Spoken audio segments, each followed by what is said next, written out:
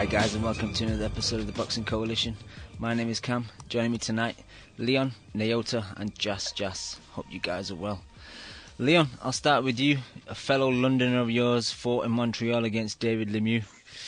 Give us your thoughts on the fight. He's not from London, firstly. Where's he from?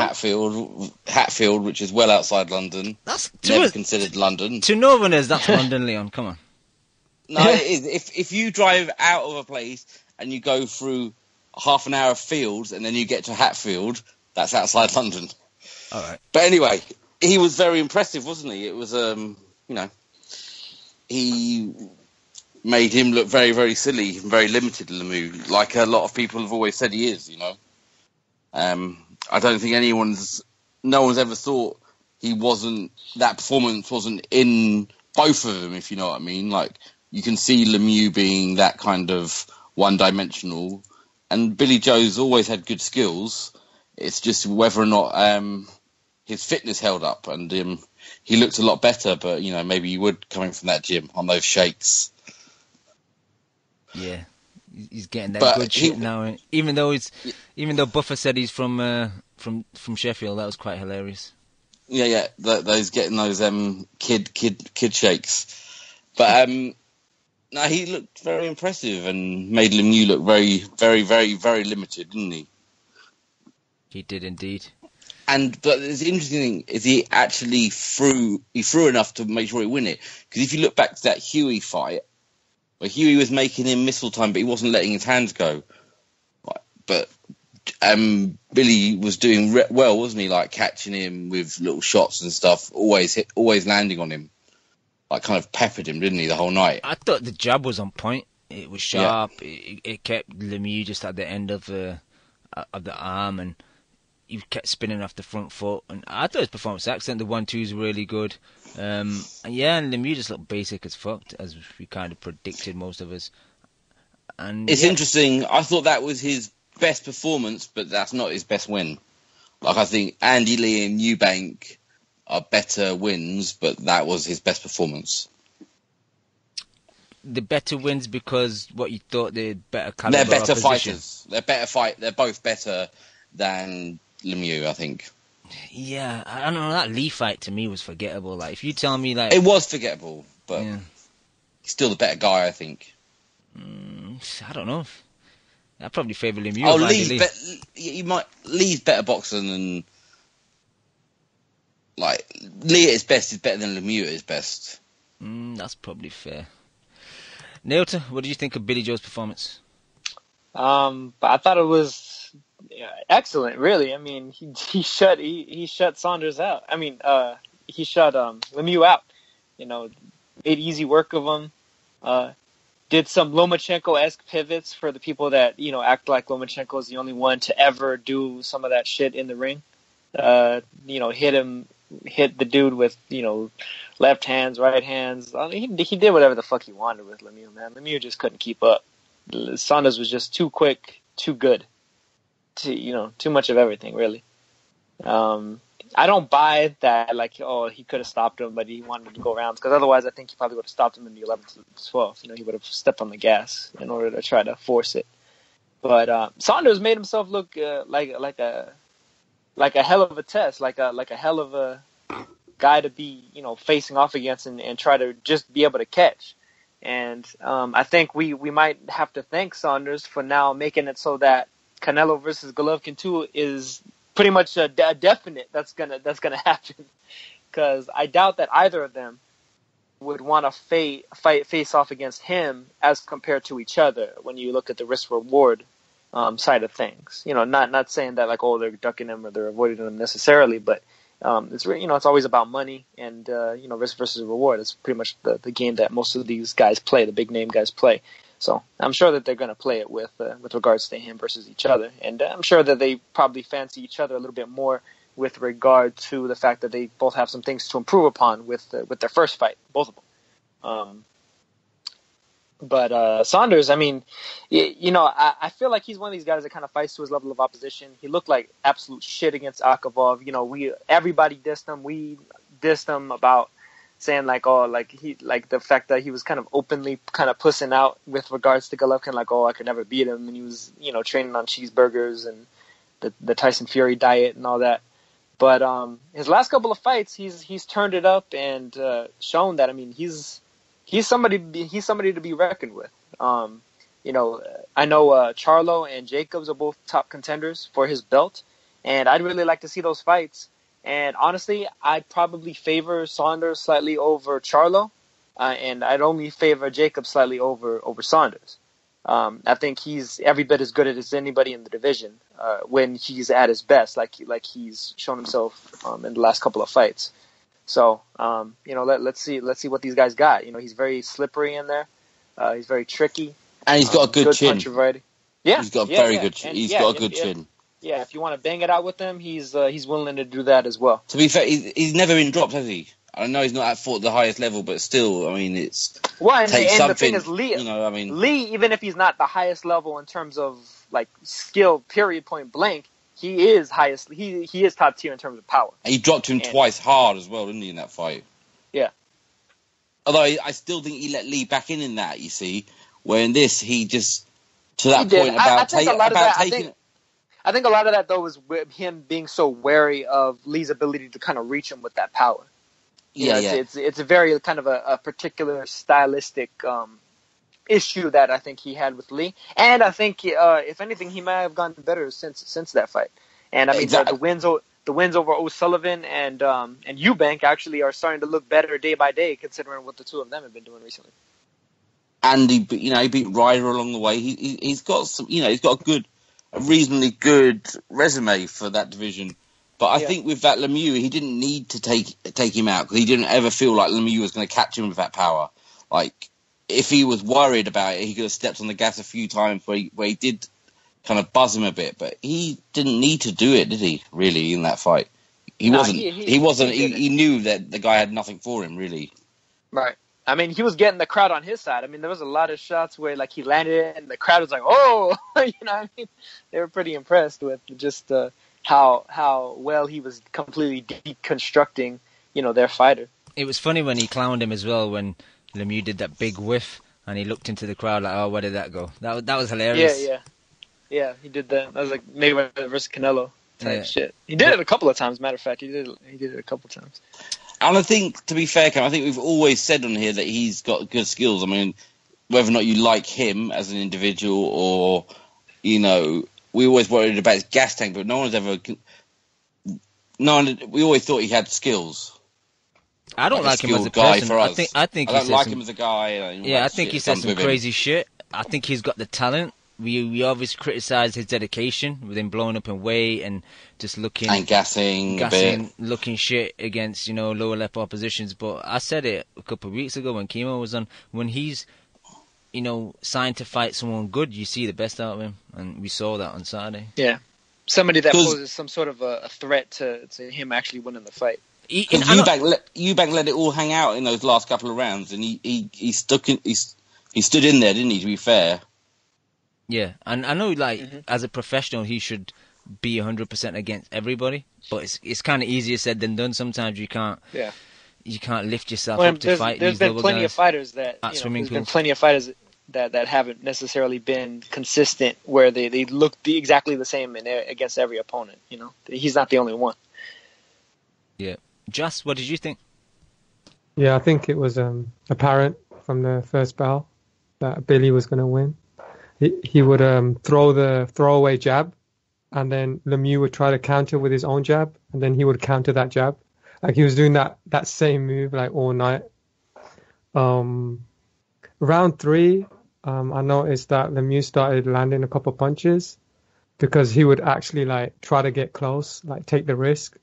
But then I don't know what happened after that. There was very little urgency from Lemieux. Well, apparently he hurt his hand, but believe that to you. I think since Rigo, everyone's using that now. Yeah, man, that's the new excuse. Yeah, but dominated just like you predicted.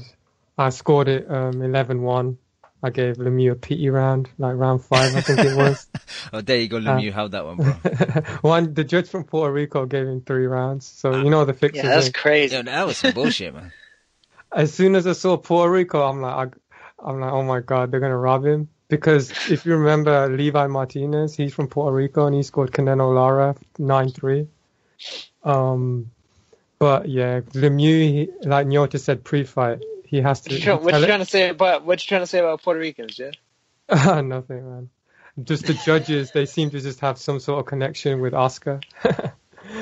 And it was funny. I was watching, like, ringside. I saw Bernard Hopkins and Eric Gomez, the president of Golden Boy, and I was looking at them around 8, and the look on their faces, they were like so glum. It was like hilarious. They were like, "What the fuck is going on?" They were like, "Shit, man, we got no stars, and now we got one less star." Yeah. Yeah, basically, Billy Joe clowned him. Like Nyota said pre-fight, he was saying, like, Lemieux telegraphs his punches because he, like, puts all his weight on his front foot. And, like, there'll be, like, instances where Lemieux will, like, load up the right hand. Like, let the whole stadium know I'm going to throw a right hand. and Billy will, like, just take a step back and then pivot out. And then, like, it was, like, funny. It was just hilarious. And the excuses from Lemieux post-fight, that was a pretty funny interview from both guys. I found it interesting that Billy chose to call out Golovkin rather than Canelo because Canelo is a bigger money fight. But that maybe, and Andrade's calling out Golovkin too. I think all the fighters think he's aging, and they think Canelo is the improving fighter. They want to get the wounded animal rather than the young. It's a tough. Line. Yeah, They should be careful what they wish for, though, shouldn't they? Really, in that one. Yeah, you never know. Golovkin, he's got a good jab, man, and he can box. Like, that's a misconception, you know. Yeah, I think you'd be in, like, trying to go jab for jab with him like that. It could be troublesome, but I mean. Yeah, they asked Roy Jones, like, after. But movement-wise, he could definitely trouble him. But I mean, yeah, we'll see. What were you saying? I hope they fight. I hope Billy Joe gets to fight both guys. Really. Yeah, that's what you were saying. That all needs to happen. Just what were you saying about Roy Jones? Yeah, Lampley asked him, when they do that little segment after the whole fight's finished, the interview's finished, and they're ringside. And, like, Lampley asked him, how do you think he does against Jacobs, Canelo, and GGG? And I'm surprised that he said 2 out of the 3 he would struggle with. And he said the 2 would be Jacobs, and because Jacobs has faster hands and he has fast feet. And Jacobs is very athletic, so I think that's a good point. And then he said GGG he would struggle with because GGG would take one to give one. But I think Billy must have, like, really good power because you never see anyone, like, just walk through him. Bomb rush him. Yeah. Maybe, like, towards the end, like the last 6 rounds. But Billy was tiring badly against Eubank. But Eubank got hit with a right hook in round 2. And, like, he did fuck all for the next 4 rounds. So Billy definitely has power. And Lemieux has a great chin. I remember Lemieux against Stevens. I was surprised how, like, even the final sequence against Stevens, he, like, took a left hook from Curtis Stevens, who, like, is one of the hardest punches in boxing. And then landed his. Then landed his. So I was thinking he's going to do that with Billy. But obviously Billy's got the footwork and he must have some really, really good power. Yeah, he has enough power to make you think twice before you make your next move. Did all you guys notice just the size difference as well? I've always thought of Lemieux as like a fattish middleweight, but, like, Billy looked massive compared to him. It looked like super middleweight versus middleweight. Yeah, I mean, the HBO commentary pointed that out. They said he looks huge. Yeah, because, I mean, typically, like, when you see a guy like that where there's a pretty good height difference, you'd see, like, like, usually the shorter guy will have, like, the bigger arms and the bigger chest and the bigger legs, shit like that. But, Saunders, I think, dimensionally and all those respects was probably about equal to Lemieux, and he was taller than him. So it's like it made it look that much more graphic when you actually saw the 2 of them. I never understand when fighters, like, they're fighting a boxer and they decide to bulk up, like, more than usual. Like, don't you need speed? Because you need to catch up to the guy. And it looks like Lemieux just a big guy to begin with, though. He looked really fleshy, though. Like, fleshier than I've seen before. I don't know if that's just me. I thought the same when I seen him on the scales, man. He just looked like a fat 154-pounder. Yeah. And he struggles to make 160 too. You have to get naked. I know, yeah. That was funny though, the mind games by Ingle at the weigh-in. He was like screaming, you got to get back on the scale. Yeah. Because he was probably thinking it was like, because there was like that controversy about Canelo. Like he quickly got on the scale against GG and went off. So Ingle was probably had that in the back of his mind. Like, I'm not going to let this happen again. Most likely, yeah. Yeah, but it's a tough division, dude. Like, you got the top 4, like Jacobs, GGG, Canelo, Saunders. And then you've got like the next 4 are really good, like Charlo, Andre, Derichenko, and Murata. Like, that's a sick division. I remember like a year ago or so ago, or even a year and a half ago, we were saying how bad the division is. Yeah, it took some guys to come up, hasn't it? Yep. Yeah. That's good. I haven't heard it listed out like that. Yeah, well, kind of. Yeah, that looks good. Either come up and or reemerge and things of that nature. You know, Charlo moved up into it. Murata emerged. Jacobs reemerged. You know, but you know Saunders has reemerged. Those 4 could easily swap places, couldn't they? In a couple of years, if there's potentially as good as they say they are, the Charlos, Andre, and all this lot, that could let's hope they all end up fighting. I know Jacobs would say he wants to fight Saunders. I mean, whether or not you can do that, Hearn and Warren, but I mean that'd be a solid fight, wouldn't it? Yeah, if I was Warren though, I hate to say it, but I wouldn't. I would just hold out, take an easy one at $2 and then hold out for like in September against Canelo. But that's obviously what's going to happen. But I mean, unless we get Canelo versus Golovkin 3 on Mexican Independence Day weekend, another draw, right? Yeah, or a split decision. Split decision, yeah. Majority.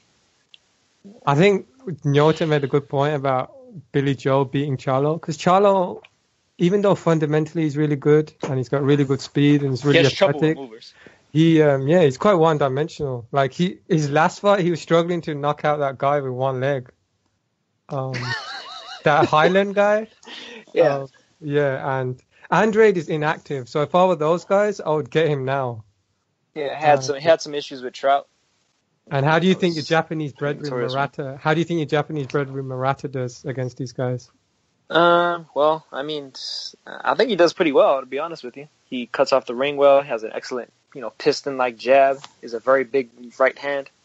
But would he go over to fight those guys? They probably wind up I'm sure he would, or they might have to go over to fight him because he does more viewers than any of them, save Canelo. I think he does more than Canelo. Maybe even including Canelo. I mean, he's the biggest star in Japan right now. He does 10 million viewers a fight, so. Yeah, but that's because the population is massive. Like, I don't think most people. The Mexican population is bigger than the Japan one, so.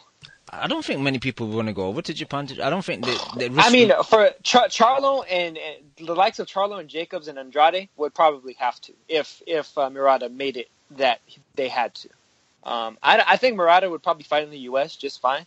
And I'm sure that's probably what Bob Arum has designs on, because if anything, he could potentially cash out very big against, Golovkin or Canelo or whatever.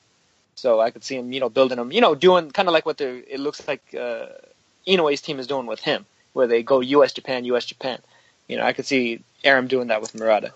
It'll probably depend on the opponent. Like against like the likes of Charlo, Jacobs, possibly in the U.S., possibly in Japan, against the likes of Canelo and Golovkin, U.S., Cam, that is conventional wisdom, that you don't want to go to Japan, but Endam did get a gift against him in Japan. That's rare, though.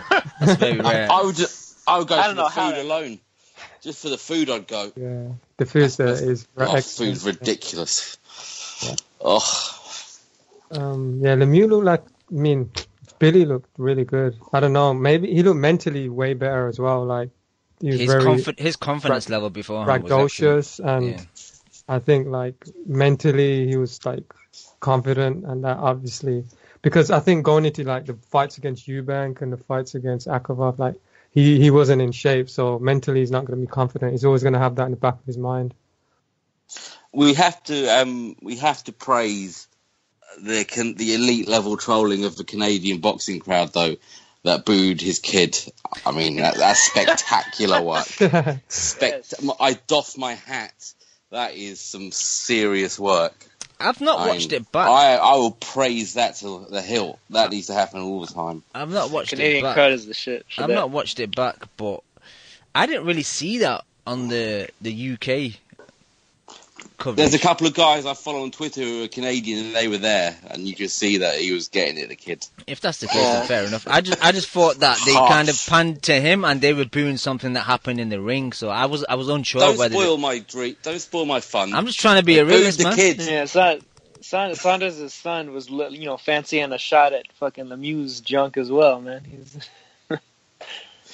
he likes to. Yeah, he gets himself about that one. Yeah. And just lastly, Josh, you were talking about Lampley and Roy Jones, having that segment after the...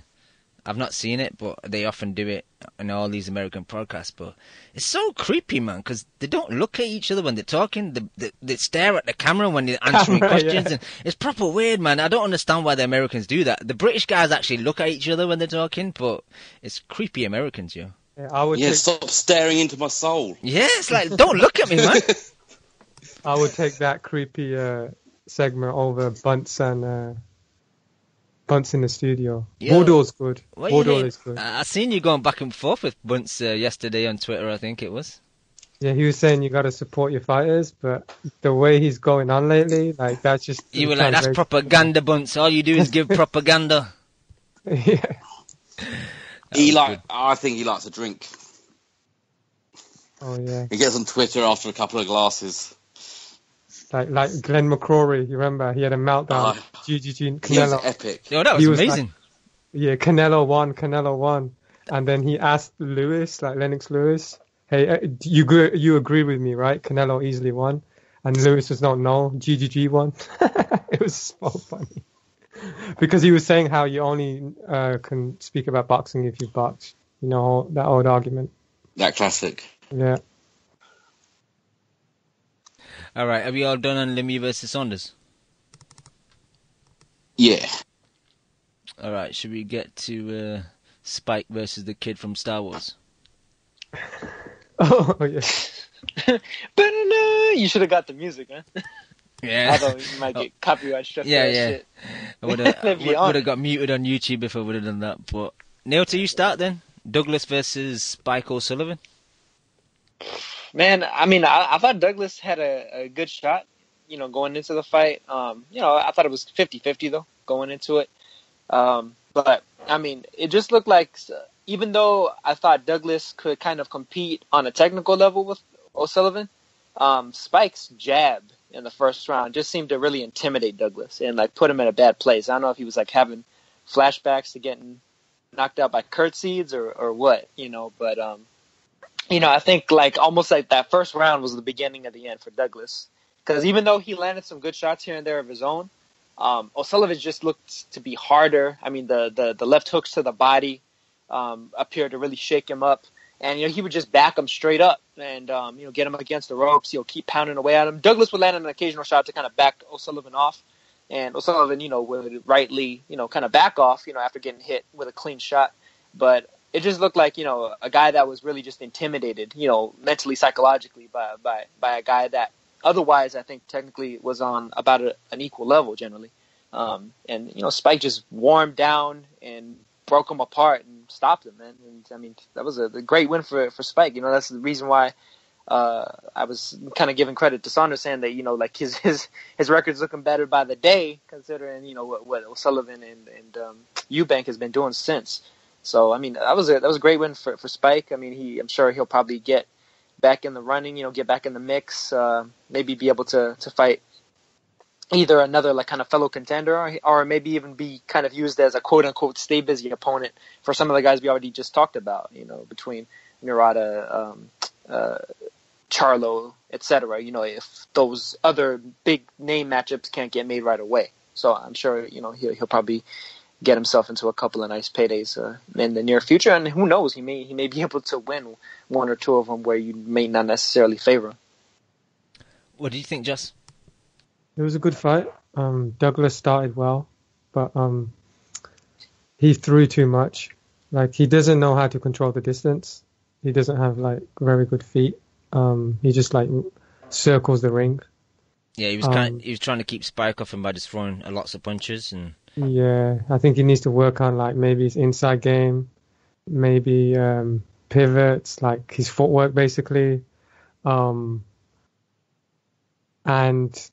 because he threw so many punches to control the distance and keep Spike off him, like you said, he gassed quickly. I think it was the 4th or 5th round.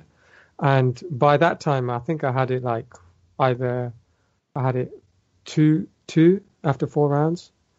I think the Barry Jones had it even after 6, but it was apparent after the 5th round that he had gassed, like completely gassed. But he did hurt Spike with a left hook in round 7, I think it was, and like Spike like felt it and he did a little dance.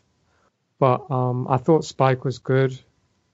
Spike looked like he knew what the game plan was, and he didn't panic. Like he lost a couple early rounds. But he was constantly using his jab and then stepping back so he wouldn't be there for the counter. He was constantly going to the body with his left hook. Douglas has dog in him, man. Like, he's got a lot of heart. I kind of feel sorry for him, you know. Like, he's been like, it might be like brain damage or something. He's been knocked out by Casides, who's not the fastest of feet. He hasn't got the fastest feet. I think if I was Douglas, I would go to another trainer. But Spike knocked him out in the final sequence. I think it was a left hook, and the referee stopped it straight away. And I think it was a good call. Like, he was totally out of it. Like, Douglas did like protest a little, but I think, like Nyota said, he was having flashbacks. I don't think he was having flashbacks as early as like the first round. Maybe he was, but I think I really saw it in him, like when Spike started to land and he started to get really like on his face. You could see how discouraged he was. Personally, I think it was a combination of gassing a bit, but just lack of confidence. Like whenever Spike started to get to him, I think he was just thinking about that Curse's fight because as much heart as he's shown, he kind of took a beating in that fight. And yeah, I don't think a change of trainer is going to do anything. I think it's more mental with him now. I think he either needs to just go into a different direction or really just build his confidence up. But I think it's difficult once you've had one, never mind 2 performances when you kind of took a bad beating. It's like, look how long it took Groves to kind of reinvent himself, and I think you just have to have a really strong personality. And I don't know, Anton Douglas seems like he hasn't got that. He looks very. Maybe you should go meditate with Thurman in some remote mountain location. With the monks, yeah, that might help. Yeah. Thurman and Kovalev. Exactly. Right. Yeah, that'd be I was looking at Douglas's record real quick, Cam. I was looking at Douglas's record like after Katsidis, and I pulled up one of his fights, and it was just against guys who were like smaller guys, and Douglas was on the front foot. So that is not good preparation to fight someone like O'Sullivan or to fight anyone. Like, he was fighting really lower level guys. I understand they wanted to get his confidence up, but you've got to have some sort of adversity before you jump back in there with someone like Sullivan, who's going to take one to give one, and he's really mentally tough, as he showed against Eubank. Like, Sullivan will get beat up though against Andrade or guys like that. Like, yeah, I co-sign that. Leon, did you see this fight? No, I just saw a knockout. It was actually a nice knockout. I think the ref could have maybe stepped in a bit earlier. He kind of took a few many unanswered shots on the ropes where the ref should have saved him a bit, I thought. He didn't look like he knew what to do when he got hurt in that thing. Like, he seemed to freeze a bit. And I mean, he's got dig on him, Spike, but he seemed to just drop his hands real quick. And yeah, I don't know. That beating that he took from Casillas was pretty like a bit of a game changer, wasn't it? Yeah. Could have been worse though. He could have been, you could have been a victim of him outside the ring, and then he might have ended up in a fucking shallow grave or something. So it might have been better to get beaten up by him in the ring. All right, are we done with this fight? Yeah, Cam, I just watched it, the final knockout again. Yeah, he should have stopped it because the dude was on the ropes. Yeah, as soon as he got up, he stopped it. Like, I think he could have saved him a few extra shots there, but yeah, for sure, man. All right, let's move on. Neil, let's talk about Selden versus Ulysse, because talk about a schooling that Billy Joe gave to Lemieux. This was probably that amplified a bit more. Yeah, man, it wound up being like the preview to what we would eventually see later. Ulysse Jr. He has one loss on his record that, I mean, arguably he could have won. I think he probably deserved to win it. And I mean, Cletus Selden. I mean, you know, they were kind of juicing him up, gassing him up on the juicing him up because he tested positive for performance enhancing drugs. Literally. But like, you know, they were exactly. They were gassing him up on HBO and everything in his debut with against Ortiz, against Roberto Ortiz, who I remember a few years ago people were like, oh, like Ortiz is going to be this tough test for Lucas Matisse, and I knew that he wasn't going to do anything except get knocked out. But and that's pretty much exactly what happened here against Selden, and then Selden goes in against Ulysse and completely gets dominated. You know, gets dropped multiple times and gets schooled. And honestly, I think Ulysse probably could have stepped on the gas and even stopped Selden, but I mean he didn't. I mean, maybe he's not the biggest puncher necessarily, Ulysse.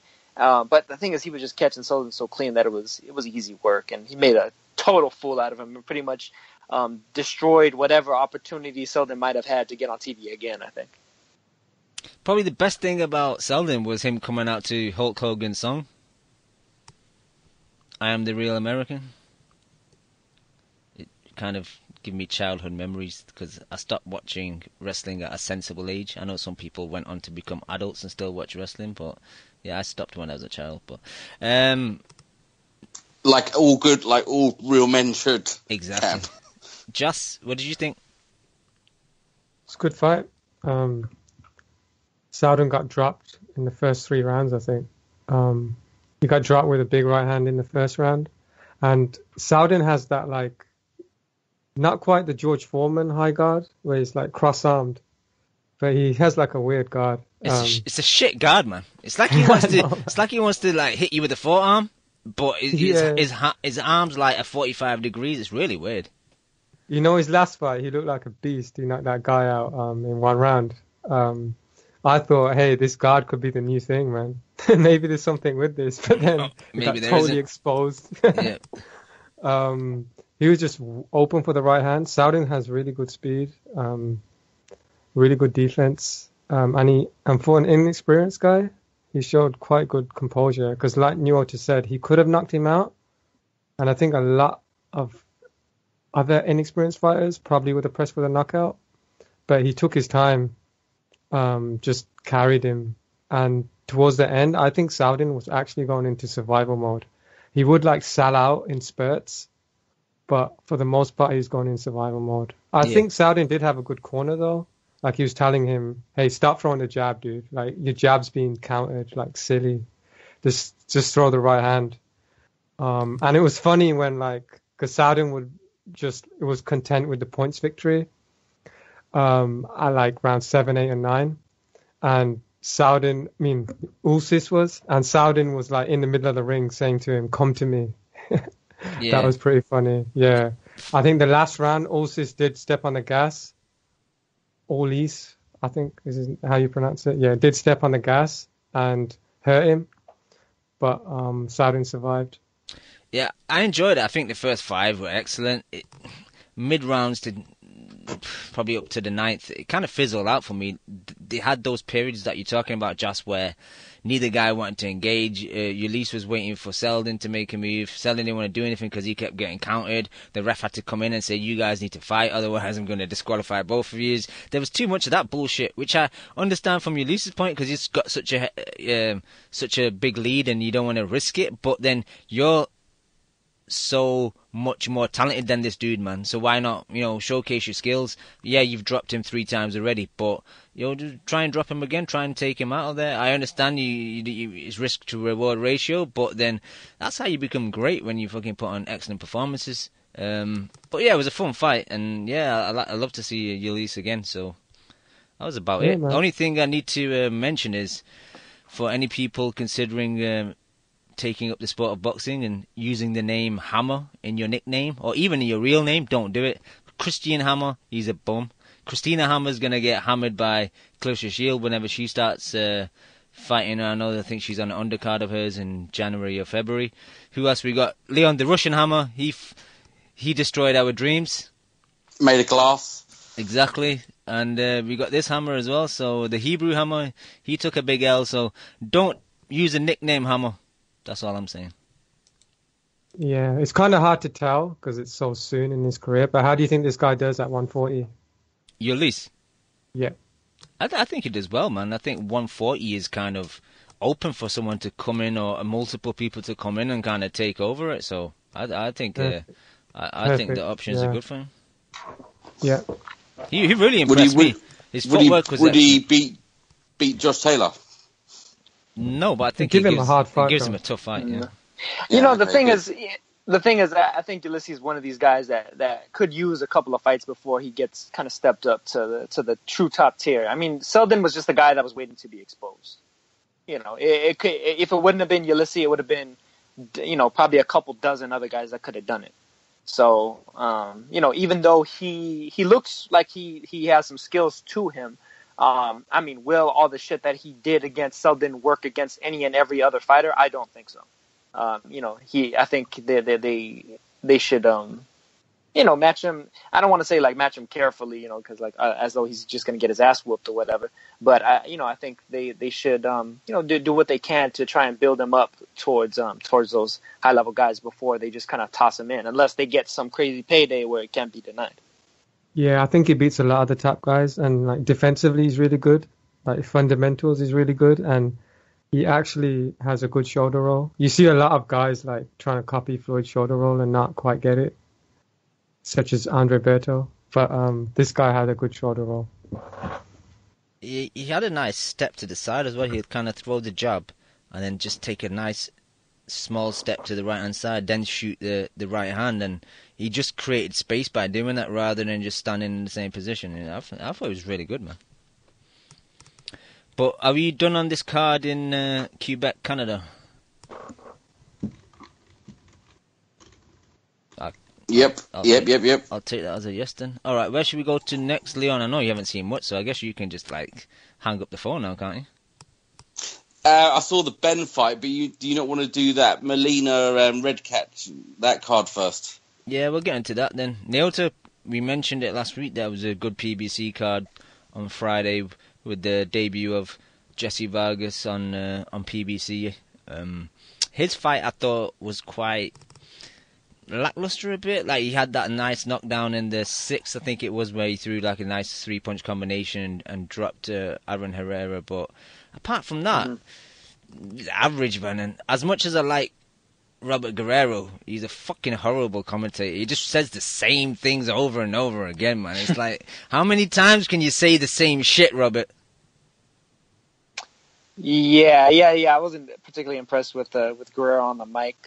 You know, he could use a little work. I mean, you know, I know with PBC, you know, they kind of filter those guys in and out. They kind of rotate them, and they kind of see what works. You know, so I mean, who knows? Maybe on a different telecast, he may do a little bit better with somebody to kind of guide him better or something. Neota Heyman loves him, man. He give him numerous paydays. Now he's giving him a job on TV. Like, is he like Heyman's like long lost brother or some shit, man? Come on.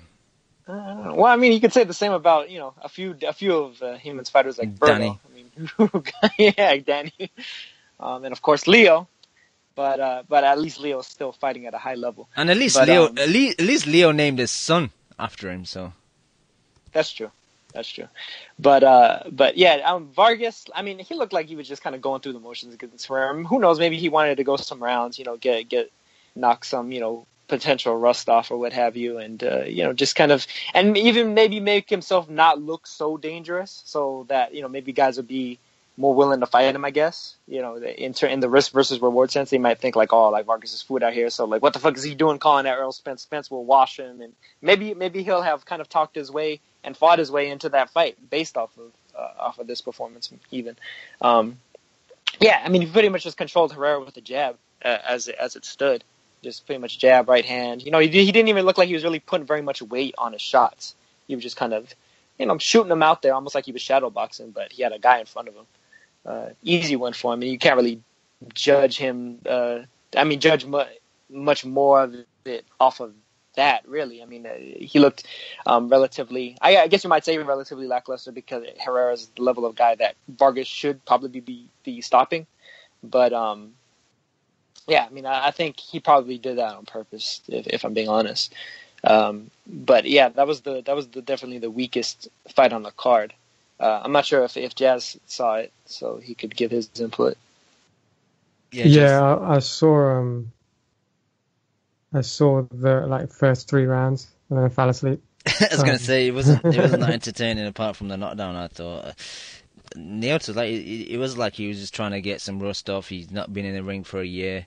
They're saying that he's kind of went to college or to study and shit, and I don't know. Not the greatest performance for your debut on a new platform, but yeah, it's good to get 10 rounds under his belt, I guess. Only thing that concerns me is like his constant changing of trainers, man. Naoto, what's your thoughts on that? Like, is he just going to be one of these nomads that never really has a consistent trainer? Yeah, probably. You know, maybe one of these days he'll join Shumanov in the Bat Cave. Just train himself. Just become his own trainer. Yeah, exactly. I mean, yeah, it's kind of a weird thing that he does, because I mean, I thought I can't think of the last guy. Was it Dewey Cooper that he was with before? I thought Cooper did a great job with him, to be honest. I mean, honestly, I thought some of the other trainers that he's had did a pretty solid job with him as well. But I don't know. I guess he just figures he'll take whatever he can from each trainer, and then he'll move on to the next one. But I mean, his style hasn't necessarily changed over the years, other than it seems like he adds a couple of little tricks to his game, and he's able to throw that right hand with a lot more leverage and a lot more power than he used to. But I mean, otherwise, I can't really call it. I mean, I don't think these trainers are necessarily making him any worse or any better. I mean, maybe slightly better, but I think if anything, he may just be getting slightly better with age and experience. It might be because of the fact that he's been through all these different trainers and he's taken a little bit from each of them and kind of finalizing whatever they teach him into his overall arsenal. But it also might just be learning some things on the job as well. It's hard to tell really either way. He might be the kind of guy who like gets bored of hearing that voice. Might just that same voice and just like, it's just best to move on now. I can see it making sense though. If you are picking up little things from each person as you go along, I don't see it's any harm. I think you can get stuck in ruts as well. Vargas is like the siler of heroes. He's just going around taking everyone's knowledge from their brain. He's actually just sucking making himself stronger. But now to just quickly, obviously Mike McClellan was in his corner on Friday. So who do you think is going to replace Mike McClellan? Because his team almost made him choke on water, so they're definitely getting the boot until the next fight. Well, I mean, both Cooper and McCallum are based out of the Mayweather gym, so maybe he'll go to Jeff Mayweather or Eddie Mustafa Muhammad. Maybe one of those two guys. Why do you have to be serious? I'm trying to make a joke that they made him choke. Come on, bro. Yeah. Oh yeah, yeah, that was that was pretty funny because I recognized that look. Because that actually happens to me. Did you see that look that he gave him as well? Like when he was on the ropes, he was like, "Motherfucker, you made me drown." That was hilarious. Yeah, that was pretty good. Yes, and maybe he'll have to change trainers now because he made him choke. He can't be having that. Nah, fuck that shit. Can't kill me. He signed his own pink slip with that bullshit. Maybe Aaron Herrera tossed him some cash or whatever. Like, hey, make it in such and such round. I'm betting on myself. Make him choke on the water. I'll go in there and knock him out. Exactly.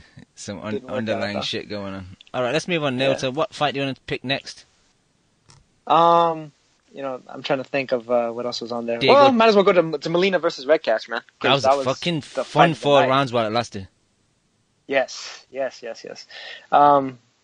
Redkach really, he can box, but he chose this fight in probably the stupidest manner that you could. He went out there and slugged with John Molina.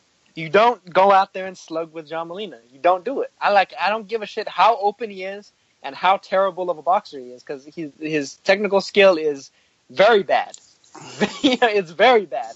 But he went in there, I guess figured like, hey, I'm gonna get this great highlight reel knockout on some Edwin Rodriguez shit, and he dropped Molina, had him hurt very badly.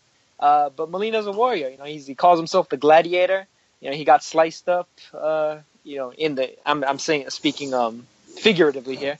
Got put down and everything, and he got up, and Redkach was talking shit to him, and he made a big ass mistake because all that did was piss Molina off, and Molina just started wailing away, and knocked Redkach's ass out. He put him down a couple of times and knocked him out. It was a great fight, but Redkach is a moron for fighting Molina like that. Don't for anybody that fights Molina in the future, don't do that. Because you're just basically just giving him every opportunity under the sun to knock you out. And if there's one thing that he can do, it's punch. Yeah. No, I thought Redkach had a really good start. I gave him the first. I thought he landed a nice right hook, and then later on a straight left. And Molina didn't really do much in the first, and in that second, the commentary team Guerrero and Ray Flores didn't really pick up on it, but there was a right hook that landed clean on Molina, and it made him just kind of take a step back, and then that's when he went into the corner, retreated, and started taking those shots. He tried to wing in like a big right hand, which he missed, and then span out the corner, and Redkach caught him with that sweeping left hook and just dropped him. Lucky he didn't land that right hand after it. It just missed the right hand, and Molina looked pretty shook up, and even he did manage to survive the round. But I think the ref even asked him at the end of the round, like, "Are you okay?" Because he was kind of like stumbling back to his corner, and it was crazy, man. But he came out third round. Redkach was a bit overconfident, and he landed that big right hook, and I don't really know how Redkach survived the third round. Like, there was a lot of minutes left on the clock, and he managed to just duck and dive and roll in with the punches and managed to survive it. And then in the fourth managed to catch him in combinations and stumble and fall, and the ref waved it off. But a firefight for 4 rounds, and it was pretty fun to watch. Yeah, good fight. Good fight. That's one of those kind of scraps that you could show to any people. Like, people don't even normally watch boxing and be like, "Oh shit!" Like, I see why you, I see why you like boxing. And the thing is, I really like fights like that, matchups that are evenly matched, like even between guys that aren't like top tier anymore. Especially I think there's a lot of fights that could really happen like that between guys that maybe have been kind of used up or been used against more elite level fighters like your Terrence Crawfords and so on. And have come up short or well short, and they could fight each other and make for just very, very entertaining fights. And if they get matched right, I think we could have a lot of really fun fights like that.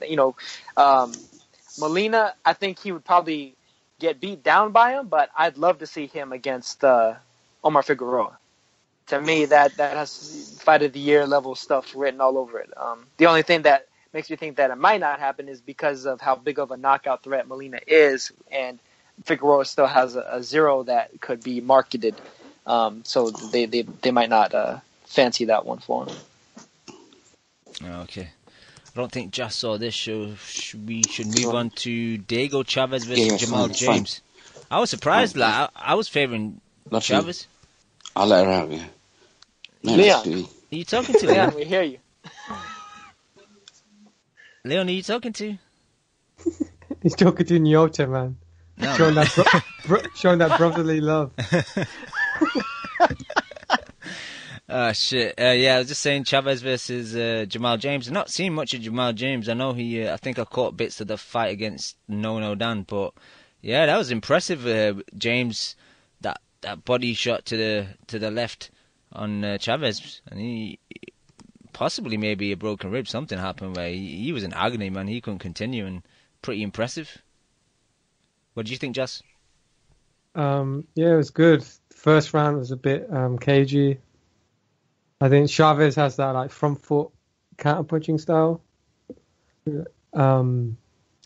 First round I scored it even, but then Jamal James switched it up second round. You scored it even? You work for Sky? When it's 3 o'clock in the morning, you score more even rounds than you usually do. Nah, I never score even rounds, bro. I think I scored 1 even round in my life. Was it like Jermaine Taylor against Leon Spinks? I mean Corey Spinks when they're like staring at each other. No, it was Mauricio Herrera versus someone I can't remember. It was like nothing happened in the round. You couldn't give it to either guy.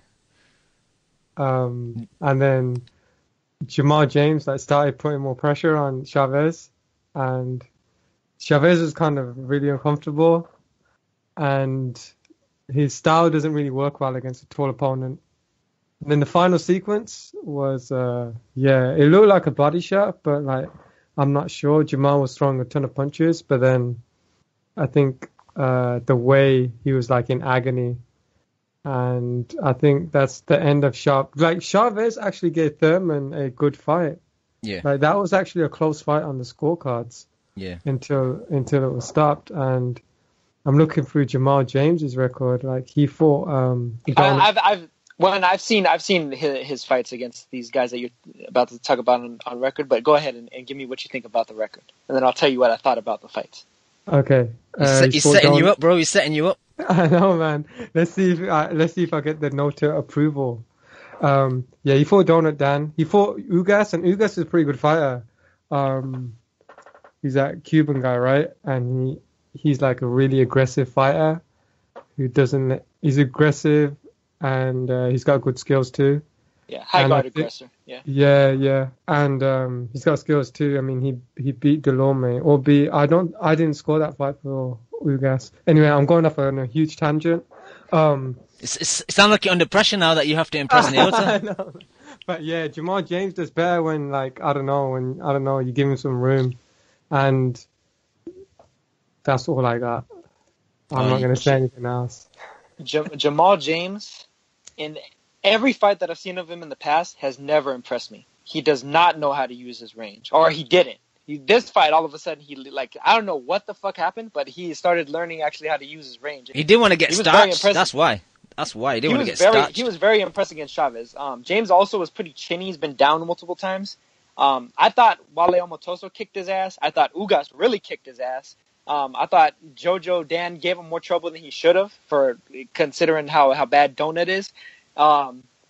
Even that Abreu guy, probably arguably could have beat James.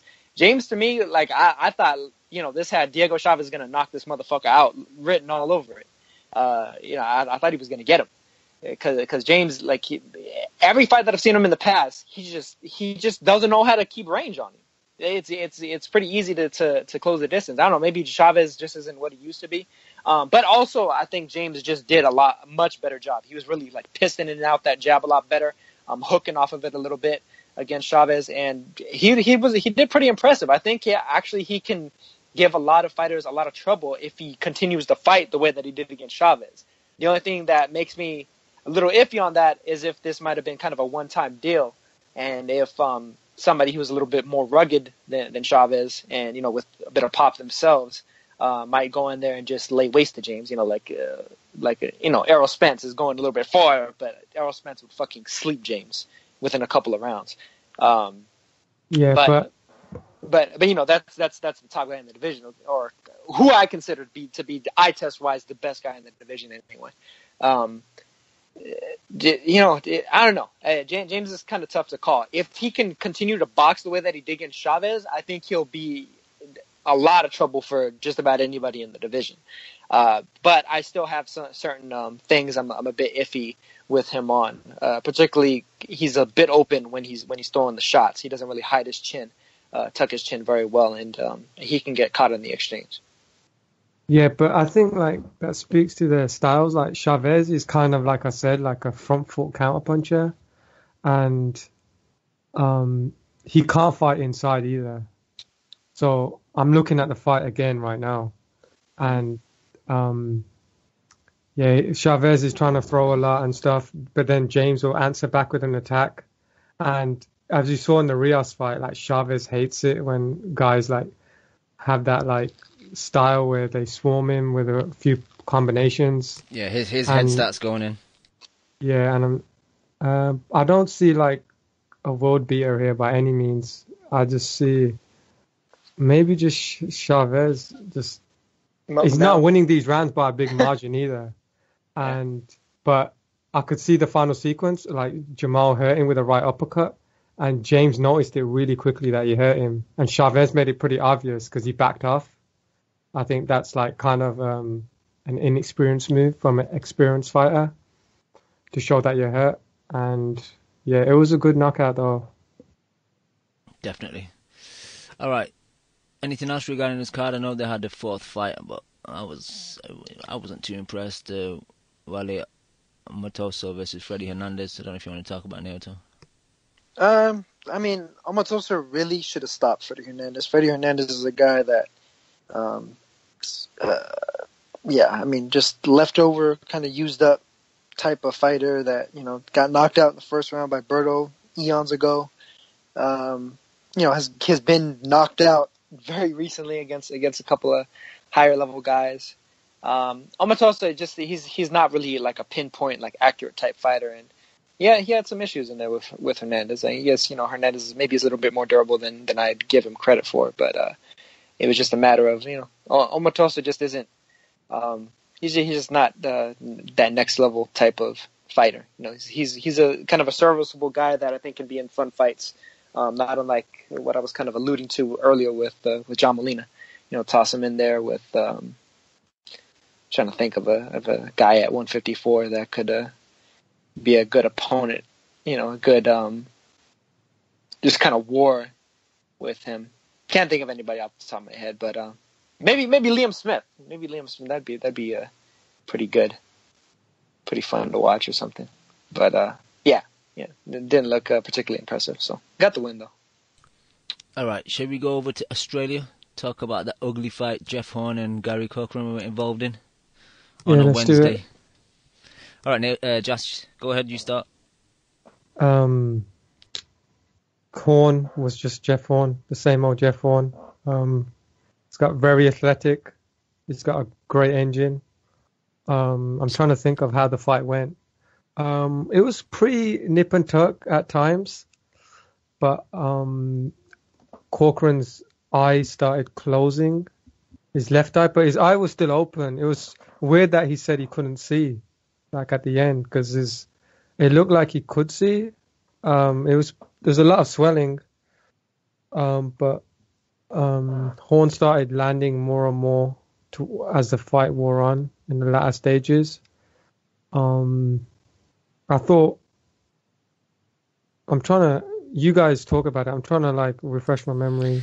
Maybe you guys can do that. Yeah, it was a kind of ugly fight for me. There was a lot of kind of grappling and mauling, and especially early on, Corcoran had a bit of success, but I think Jeff kind of came and took over. I think he kind of got into his stride around like the 6th, 7th round, and after that, Gary didn't really win anything, and it's not a pleasing style to watch. You see like Horn kind of trying to counter with his fast hands, but he kind of does lead with his head a bit, and Gary didn't really offer much. He was trying to dirty him up and headlocks and this and that. But... Yeah, the funny thing was Corcoran was talking all this shit about how dirty Jeff Horn is, and then he's going in there fucking spinning him around and hitting him around from behind the back and all kinds of shit, leading with his own head and that was pretty amusing. Honestly, Jeff Horn, there was a lot of rumors going into the fight that he wasn't training properly and all that, and I think it showed in the fight. That he had to lose almost 9 pounds the day before. That's to crazy, make man. Weight. That is crazy, Naoto. He's saying that. He's saying he does that every fight, but I don't believe that, man. That can't be healthy for you.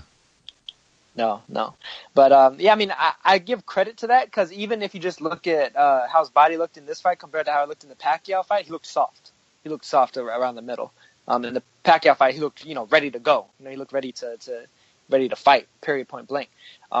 Here against Corcoran, I think he pretty much just beat Corcoran off of muscle memory. He just, beat him basically just because he's a better fighter. And that's the end of it. The first couple of rounds, I thought he was quicker than Corcoran, so he was kind of quicker to the punch. Corcoran was kind of playing catch up. Corcoran, I thought, started to do well, probably between rounds 3 and 5, had a little bit of success, being able to just kind of muscle Horn around. Horn's style, a lot of it is predicated off of his physicality, him being stronger than you, being able to kind of bully you a bit. But Corcoran was able to kind of match strength with strength, at least, even if he wasn't able to match Horn's agility and his athleticism, just kind of the raw talent that Horn has in comparison to him.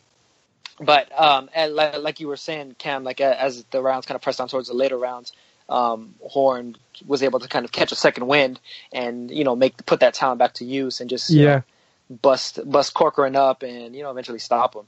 But I wouldn't necessarily judge Horn going into a Crawford fight based off of this performance necessarily, because I do think that there's credit to be given to the people that were saying like Horn is training like shit for this fight, and don't be surprised if he doesn't look that good. I think if anything he'll come more towards the way that he looked against Pacquiao against Crawford, because he's gonna have to have any chance at any hope at winning that fight. And I'd expect him to be honest. Yeah, I see what you're saying, Yota, but Horn is like, in terms of skill, there's not really much like. He's like just athletically like very gifted. Like physically, he's a bit of a beast, but he's not really that well schooled yet. I mean, he has the fundamentals down pat. He knows like after you punch, like come off at the angle and stuff like that. Yeah. Well, the thing is, his awkwardness, almost not unlike Pacquiao, his awkwardness is his skill. Because it makes him a little bit more difficult to time than your typical, more textbook, opponent. Or it's his athleticism, though. His athleticism allows him to jump in and out like that. No, that's what I mean. Like it's his athleticism and the awkwardness that, like, he's skilled in not necessarily skillful manner, if that makes any sense. Like he's skilled at what he does, which is he's effective. He's effective. But I think one weakness that he has, which Crawford will exploit, is the body. Like I noticed in the Pacquiao fight, he got hit in the body and he would show it that he's hurt. And Pacquiao made a mistake by not going to the body towards the end of the fight.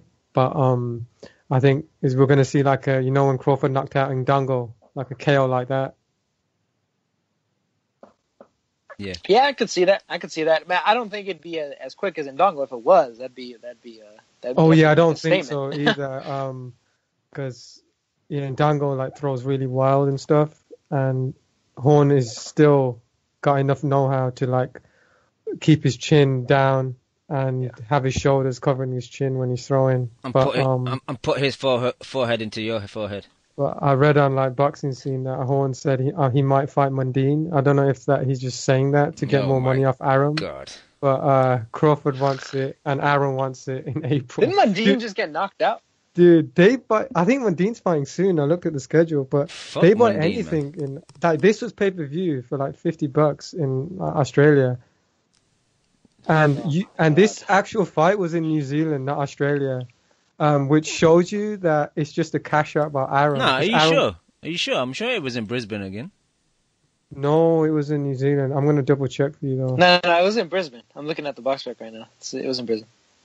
It was at a different place though. It was a different location. It was at the Convention and Exhibition Center instead of the stadium. Okay, I'm blaming whoever said that on Twitter. But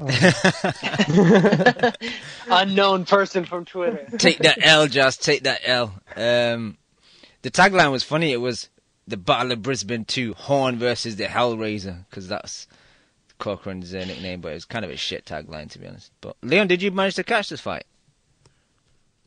Yeah, I had the misfortune of sitting through this. Love is still alive, boys. Love is still alive. But yeah, no, it was poor, wasn't it? It was. And Cochran's got no business being in, fighting in that kind of fight, but he's a dirty bastard, isn't he? So yeah, he's going to make it difficult for anyone just because he's so horrible. I don't blame Corcoran though, because if you get offered a world title shot across the other side of the world that's going to be televised in a lot of countries and you're getting paid decent money, then I don't blame him. But yeah, he was out of his league really. It's frustrating when Skeet was sitting in that in the studio, getting pissed off. Yeah, because that's a good fight, isn't it? With I think we all think Skeet's improved, so that would be a good fight. I think Skeet outboxes Horn easily, man. Yeah, that's what I believe, but didn't want to go too big. Yeah. All right, Leon. Off air, we were talking about a young Australian that we also saw on that card, Nathaniel May. Impressed both of us. Yeah, he looked really good. attack the body. He looked really big at the weight as well, didn't he? Like really solid. He looked like he had like bad intentions as well. Like initially he was kind of like boxing and moving, and then he thought, "Fuck this shit," and then he just kind of just went beast mode, was really digging in hooks to the body, and yeah, that's what basically ended his Brazilian opponent, Mesquita. Yeah, absolutely. I thought I don't think that guy was much cop, but he still looked good doing it. Yeah, he was undefeated. Fair enough. You don't know like his resume, but at least he didn't beat up like 4 wins and 46 losses Estonian from, at least That's true. That's true. I thought he might get that Selby fight from a couple of weeks back because he's quite highly ranked. He's like 5 or 6 in that IBF thing, but maybe you can see why Selby didn't want to take that fight or have that as a fight, get an easier opposition because he looked good, that guy. Yeah, very impressive. Naota, Just, you guys see this guy? No. No, I didn't. No problem. All right, just quickly, Povetkin fought in Russia on Friday, fought Christian Hammer. He was so negative, didn't really want to be involved. He was just holding, got deducted a point for holding, and just wasn't interested, which is a shame. It was a final eliminator for Joshua. Don't ask me how this multiple tested, got popped dude keeps getting these title shots, but there you go. I'm fully off the Sasha's hype train, Feel me once, if you get popped, but shame on you, but shame on me if I continue to support you if you get popped twice. So yeah, man, I can't support Sasha anymore. But anyone else see this bullshit fight? I'm not watching that shit. I was kind of, one eye on the fight and one eye on some other stuff while I was watching it. But Povetkin really didn't look very impressive. I don't know if maybe stricter testing in place may have something to do with that. But, for what it's worth, Hammer is not a fighter that, the Povetkin that we've seen in the past, at the very least, should be going the distance against. And, Hammer was able to catch Povetkin on a few different occasions. Where that it kind of makes you go, I wonder what that would be like if Joshua or Wilder or Ortiz or whoever was hitting him with that same shot. And not only that, but there was a couple of times where Povetkin looked a little bit frustrated and maybe even like arm where he kind of like shook out his arms in the later rounds. You're getting a little bit tired against Hammer, frustrating him a bit, I guess. What's kind of crazy though, Neil, I didn't realize how old he is. What, Povetkin? Yeah. He won his gold medal in 2004, wasn't it? I'm not sure, but how old is he now? 37, I think they were saying, which is something like that. And he's starting to show his age, judging by man. his last couple of performances. Yeah. And because the bat was on the line, he probably didn't want to get caught with anything, so he's probably clean because he was breathing like the midpoint of the fight. I hated the fact that they were like touching gloves, like Pacquiao Mosley kept touching gloves. You know what that was though? Touching gloves. Christian Hammer was trying to be nice to him, so he's like, "Yeah, touch gloves so you don't hit me as hard." Please don't. That's what it was. Yeah, and no joke, in the last round, like they would be clinching, and Hammer was talking to him. He's probably saying, "Please, let me off." Yeah, man. Because Povetkin was trying to put it on him in the last round. Yeah, that was quite funny. But like Nyota said, he was spot on with Povetkin. He didn't look that good. He did get touched up. Hand speed, foot speed, not that impressive with Povetkin. He still has good fundamentals. But Joshua knocks him out. And if people are wondering how do you test positive twice, it's crazy though. We got Ortiz on one hand. He keeps getting reinstated for fucking mandatories and shit. You get Povetkin gets a final eliminator, man. The boxing world's gone mad when it comes to drugs. It's just. Yeah, but credit to the commentator. I forgot what the name of the commentator is, but he's good. The one for Sky. He kept mentioning it, Andy the fact Clark. that Andy Clark. I think he's really good. He kept mentioning it, he's been tested positive twice. And I think he's got a promoter that's a billionaire that's backing him. And the stadium was packed, and it was at midnight local time when the fight started. So he's got a big following in Russia. Yeah, I don't think it was that big of a stadium. I've seen him fighting in bigger places, and yeah, it looked kind of small. I think his stardom is starting to dwindle a bit, but we'll see. The the commentator made a good point though. Like both of them, like about Christian Hammer. Like you potentially got millions of dollars on the line if you win and you can fight Joshua, and you're fighting like this. You're fighting to just last the distance. I mean, I know we're just on the outside looking in, but I mean, that was really, really bad by Hammer. And you do see that with fighters that have been knocked out before. Some of them do, like, go into a shell because they don't want to experience that again. Well, just retire then. Like, if you're in a sport where you can potentially get punched in the face, then if you can't handle that, then just retire. He actually looked all right when he would, like, throw some punches. I think you and Neil to give him a bit too much credit. I thought Hammer was awful. When he would actually throw punches, look all right, but when he would just like circle the ring, like walk around the ring, like just walk, I've never seen Hammer really fight on the back foot. What was funny, you're talking about Andy Clark and Matt Macklin on commentary, that there was one point when I think it was Clark that said, yeah, Hammer looks in decent shape compared to his previous fights, and I'm looking at this fat dude and I'm thinking, he's not fucking decent shape, man. What are you talking about? And the fight proved you right because he fought like he wasn't in decent shape. Exactly. He tired pretty quickly too. Exactly. All right, are we done on Povetkin and Hammer? A name you shouldn't use. Don't use Hammer. No, let's talk about it for another hour. Let's do it, man. Well, Povetkin, if he fights Joshua, is getting knocked the fuck out. You know what? That's a bold prediction, bro. Oh my God! Vladimir Klitschko hugged him and he jumped on him. Vladimir Klitschko whooped fucking Povetkin's ass. And matter of fact, fucking like what was that? About 11 years ago, Eddie Chambers was boxing the shit out of fucking Povetkin. Povetkin fucking sucks and he's getting knocked the fuck out. I don't know. I think for a few rounds he could cause him issues, man. Because Povetkin does have that kind of Tyson kind of swing right, swing left, and then throw a big hook. So he does perhaps. have that. I mean, Joshua has quite a few technical flaws that could be taken advantage of, but ultimately, I think Povetkin is fucking one of the most fucking overrated motherfuckers coming out of oh my God, he has so many amateur credentials and he hasn't done dog shit as a pro except fucking get caught with all kinds of bullshit. So fuck Povetkin and fuck his fans. Full Hopefully stop, we got no motherfuckers. one from Russia listening. Yeah, we got no Russian fans anymore due to Naota. Okay, what else we got? Wednesday, Leon, you kick us off because I think you saw one of the fights.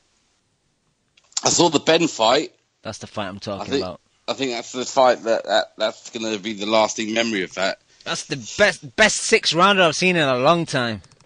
It was, man. If this is what it's going to be like from now on, like I'm happy to see him fight because it was like nice to see him in something that resembled a live body, and he got dropped. He got hurt pretty easily, didn't he? I thought like that guy didn't. Is that guy a big puncher? It seemed to affect him being dropped. It's hard to tell because he's had. But I think he did well to get back into it. Really. He had 10 fights, 5 wins, 3 knockouts, and 5 losses. I think it was his record. That's a bad record, actually, isn't it? Oh. Yeah, on paper, yeah, it doesn't look great. But he was decent, man. And I don't know if it was. And it's difficult because they're talking about how much heart Benn showed, and you can't buy heart, and blah blah blah. Which is, I totally agree. He did show a lot of heart, but the way they hype him up and they put him on his pedestal, and it's difficult because I think Eddie Hearn kind of threw him under the bus in the post-fight interview. I don't know if you caught that, Lilion. No, I didn't see that. Well, he was basically saying, yeah, he's made improvements, but this fight he was really bad and he needs to go back to drawing board, blah, blah, blah, da-da-da. But you're the one that, after like him knocking out a bum, says, oh, he's improved so much, blah, blah, blah, when most of us that watch boxing... Tyson tweets and exactly. that shit. So you're putting him on his pedestal and then you're throwing him on the bus. Well, it's difficult, man. I think they put too much pressure on him. He's like very open to straight punches. Yeah, he got knocked down with with very basic stuff, didn't he? Yeah, like he got knocked down with a 1-2 when he opened his body up to throw a counter and left himself square and got caught. And the second Squared shot, up, horrible. The second shot they were trying to sweep under the rug to say it was kind of legs got tangled, but no, he got hit while his foot kind of slipped and then he went down. But the comeback he made in the second half of the fight, especially the knockdown in the fifth and then the sixth, man, was impressive, man. And he looked like he was trying, and I commend that, man. Like, he could have just thought, oh shit, I'm losing here, and he could have just went into a shell, but no, he showed a lot of commitment, and it was impressive. But they need to slow down with all this hype and just take him back to the drawing board, put him on undercards where they're not televised, take some of the pressure off him. But even if they do that, I don't think he's that good anyway. Since the first fight, we've been saying he shouldn't be on TV like this. Yeah. Because his limitations got exposed. Because I didn't have a look at that guy's record, but from what you just read, I mean, that's a pretty bang average record. And this is going to take all of Eddie Hearn's tricks and wheeler dealers to try and protect him all the way to a world title fight, like he likes to do with his fighters. Yeah. Like, this is going to be tough. And the problem is, however much fun that fight was, he's going to go back down a couple of levels, you know. The difficult thing is, Leon, he's not that good. So even if he had like 2 years off and just trained in the mountains and like came back, I don't think he can improve that good. I just think he started late and there's not much he can add to his game, I don't think. Yeah, he's just a limited kid, isn't he, really? Like, being that open is going to take a lot of technical work to be done, isn't there? Yeah, and I apologise, I got Cedric Peñard's record wrong. Before this fight, it was 5 wins, 4 losses, 3 draws, so again, still not the greatest, but... But we've kind of found his level. We were wondering what... You know, everyone's been going, let's see when he gets tested, Leon, do you think it happened earlier than before? I thought he had... I thought he was going to get dropped and maybe take a loss a bit later. It's sooner than I thought. That's the problem. Is just they just don't know what he's like, do they? It's not like he's got an amateur background to work to gauge off, is it? Really? So how do you know? Yeah. How do you know? You know, they thought they were giving him an easy fight, probably, or an easy-ish fight, and this is what happened. Yeah, it could be fun because it's gonna be a car crash, isn't it? Yeah. So I think it will be brutally knocked out. Like, I think that's what could happen, you know, like really sparks. Yeah. Just, Neota, either of you guys see this? Yeah, I saw it. Yeah, Conor Benn just strikes me as the guy who looks good in the gym, probably. Like, he's got good genetics, he's got good speed. But obviously he's got to work on his fundamentals. And, yeah, he was a knockout waiting to happen. This fight proved that. The guy he fought, actually, I typed his name into YouTube, and like I'm seeing some Muay Thai fights, and Muay Thai is really tough. It's like kickboxing. Is it the same dude? Yeah, it's the same dude, I think. Oh, okay. Looks like it. Yeah, it's quite tough. Yeah, what happened in the fight was Benn was dropped twice in round 1, I think, and so that's a 10-7 round. I know we're going to go on to the scoring, but the second round, I thought Peñard hurt him. It was kind of even until the last minute, and then Peñard hurt him towards the end of the round. Like, Benn was in the corner. Benn was in the corner a lot in this fight, like especially the first 3 rounds. Third round was kind of close, and I think Benn hurt Peñard in like round 4 with a shot to the body. And he didn't pursue it, like he didn't press on it. And even like he came out in the 5th round, like the first minute or so, like there wasn't much activity from both guys. But then Benn landed a really good body shot and hurt him. And then dropped him again in round 6. So it was a good comeback. It was a great fight. Best 6-rounder I've seen. Like Leon said, Benn will probably drop a couple of levels now. Yeah. But yeah, that's all I got. Just, it was scored by Robert Williams, the referee. He scored it 57-54, which I find strange. That means I don't know how his cards worked out. Did he give one of the rounds a 10-10?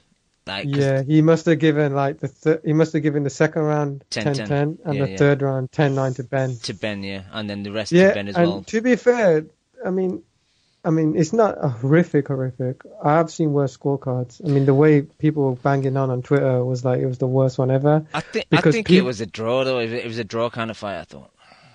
Yeah. But 10-10 from a ref is highly disappointing, isn't it? Yeah, especially like a 10-10 should only be used when like no one throws any punches or lands any punches. Actually, it's so Like, the difficult, fix but I was just really definitely in. believe The it shouldn't fix be was used definitely in, yeah. by a ref. A ref shouldn't, he's up close enough to see everything that's going on. That's a great point. Like, they don't have that excuse anymore of, I No, can't see the angle and shit. That's a great he's right there. Ref should not be scoring 10-10s. He scored the second round 10-10. Yeah, to be honest, the fix was Cop definitely out. it, man. And when they're going to read the decision, and while they're reading the decision, they're waiting there, you could see the ref talking to Benn. Like, I know in the amateurs, like in the Olympics, you're not allowed to do that. Like, it's against the rules. And that's like really bad etiquette for a ref to be talking to one of the fighters. Like, Yeah, I agree. and you knew right then, like, what was going on. I just think, like, yeah, it leaves a bad taste in people's mouths when you make it, like, kind of obvious. If he won it by a point, I could see that, or two. But even without the knockdown, that means you're saying he wins. And I think you could score it like a point to him. But yeah, that's all I got, bro. It was crazy, man. At the end of the 6th round, just as the bell went, like, Conor wanted to, like, continue fighting. And then Bob Williams just, like, almost body slammed Benn into his corner. He's like, yeah, get away. It was kind of funny. But Yeah, get out of the way. You don't need to do anything more. Yeah, you've won it already, son. Don't worry about it. touch his nose. But I got you, bro. I got you. Exactly. Anything else regarding Benn? Nope. Okay, just quickly, Joe Cody looked good against a limited opponent. Okoli knocked out this small dude, but everyone's small compared to Okoli because he's so big. Ted Cheeseman, my boy, the big cheese, looked as good as usual. It's fortunate I was reading today that he's turned down the offer to fight for the British, which I found surprising after Sky have been banging After all on. that hoo-ha they made. Yeah, exactly, about Liam Williams vacating, and then he's decided not to fight for it. It's crazy, man, because I almost think that Andy Clark was the reason that he got stripped, because every show that Cheeseman fought on, Andy Clark would bang on about, he needs to fight for the British and they need to do something about this Liam Williams situation. And then they get the opportunity and he turns it down. Crazy. But he did look good, though, man. I like Cheeseman. But one thing I don't like he does is, after he's let his combinations off, he goes back in a straight line with his hands low. So that's one thing he needs to fix. Apart from that, I love watching Cheeseman fight. But Jas, man, you were tweeting me during the fight. I didn't watch it live. I was out. But you would you shitting on my boy Cheeseman, man. Was that banter, or are you not feeling my boy Cheese? Yeah, I know you love the cheese. But yeah, I don't think he's matured enough. No, that's just a bad joke. Boom, boom. That's actually good, man. That was decent. Thanks, man. But yeah, seriously, I'm trying to remember what it was. Oh yeah, defense, bro. Defense. Yeah, don't you think it was? Have you seen it? Did you watch the fight back? Yeah, I watched about it. Don't you think like his defense is like leaves a lot to be desired? It's the only bad thing that I just mentioned. Then I think is once he's let his shots off, he kind of steps back in a straight line with his hands low. That's the only negative. Because Tony Dixon doesn't have much power. I mean, when he fights someone with power, then we'll see if he's like does that. Yeah, and gets away with it. But again, I think it might be like level opposition. I think he might be more secure on his defense when he's fighting someone better. But we won't know until it happens. Yeah, he did hurt Dixon a couple of times to the body, I think it was. I just love the way he mixes it up from head to body. Sometimes he does like a little side step. I think I wish he would do more like lateral steps across, but yeah, man, I think he's really good. Yeah, man, him against Brook, man. Brook would be the acid test. Brook would get iced, bro. Yeah, he would make Brook quit, right? Exactly. What else do we have? I thought Josh Kelly, Machine Gun Kelly, that I like to call him, even though his own nickname is Pretty Boy Kelly. He looked decent against, again, limited opposition, who I think was... I think it was Cheeseman's opposition. No, Cordina's was late replacement. But yeah, Kelly's opposition wasn't that great either. And I think they need to fast track him. You can just tell that he's levels above these guys. And what's the point? But getting rounds in, which is, I guess, the main... opportunity for him to fight these guys. Martin Jones Ward got a good win against the Spaniard who had fought decent opposition before. He had a knockout loss to someone we were talking about a couple of weeks ago, whose name escapes me, and my internet on my laptop's running really slow, so I can't bring it up on BoxRec. But I want to talk about Katie Taylor, man. She fought Jessica McCaskill, who was decent, man. She could tell she had a bit of boxing skill. She just wasn't one of these women boxers that were just like winging in shots. She actually had technique. decent jab. She would like triple the jab, but with good footwork, stepping as you should do. And Taylor at times, I don't know, the opportunities where she was trying to trade, she was coming off second best sometimes, but when she would, the most success she was having was with like one-shot counters.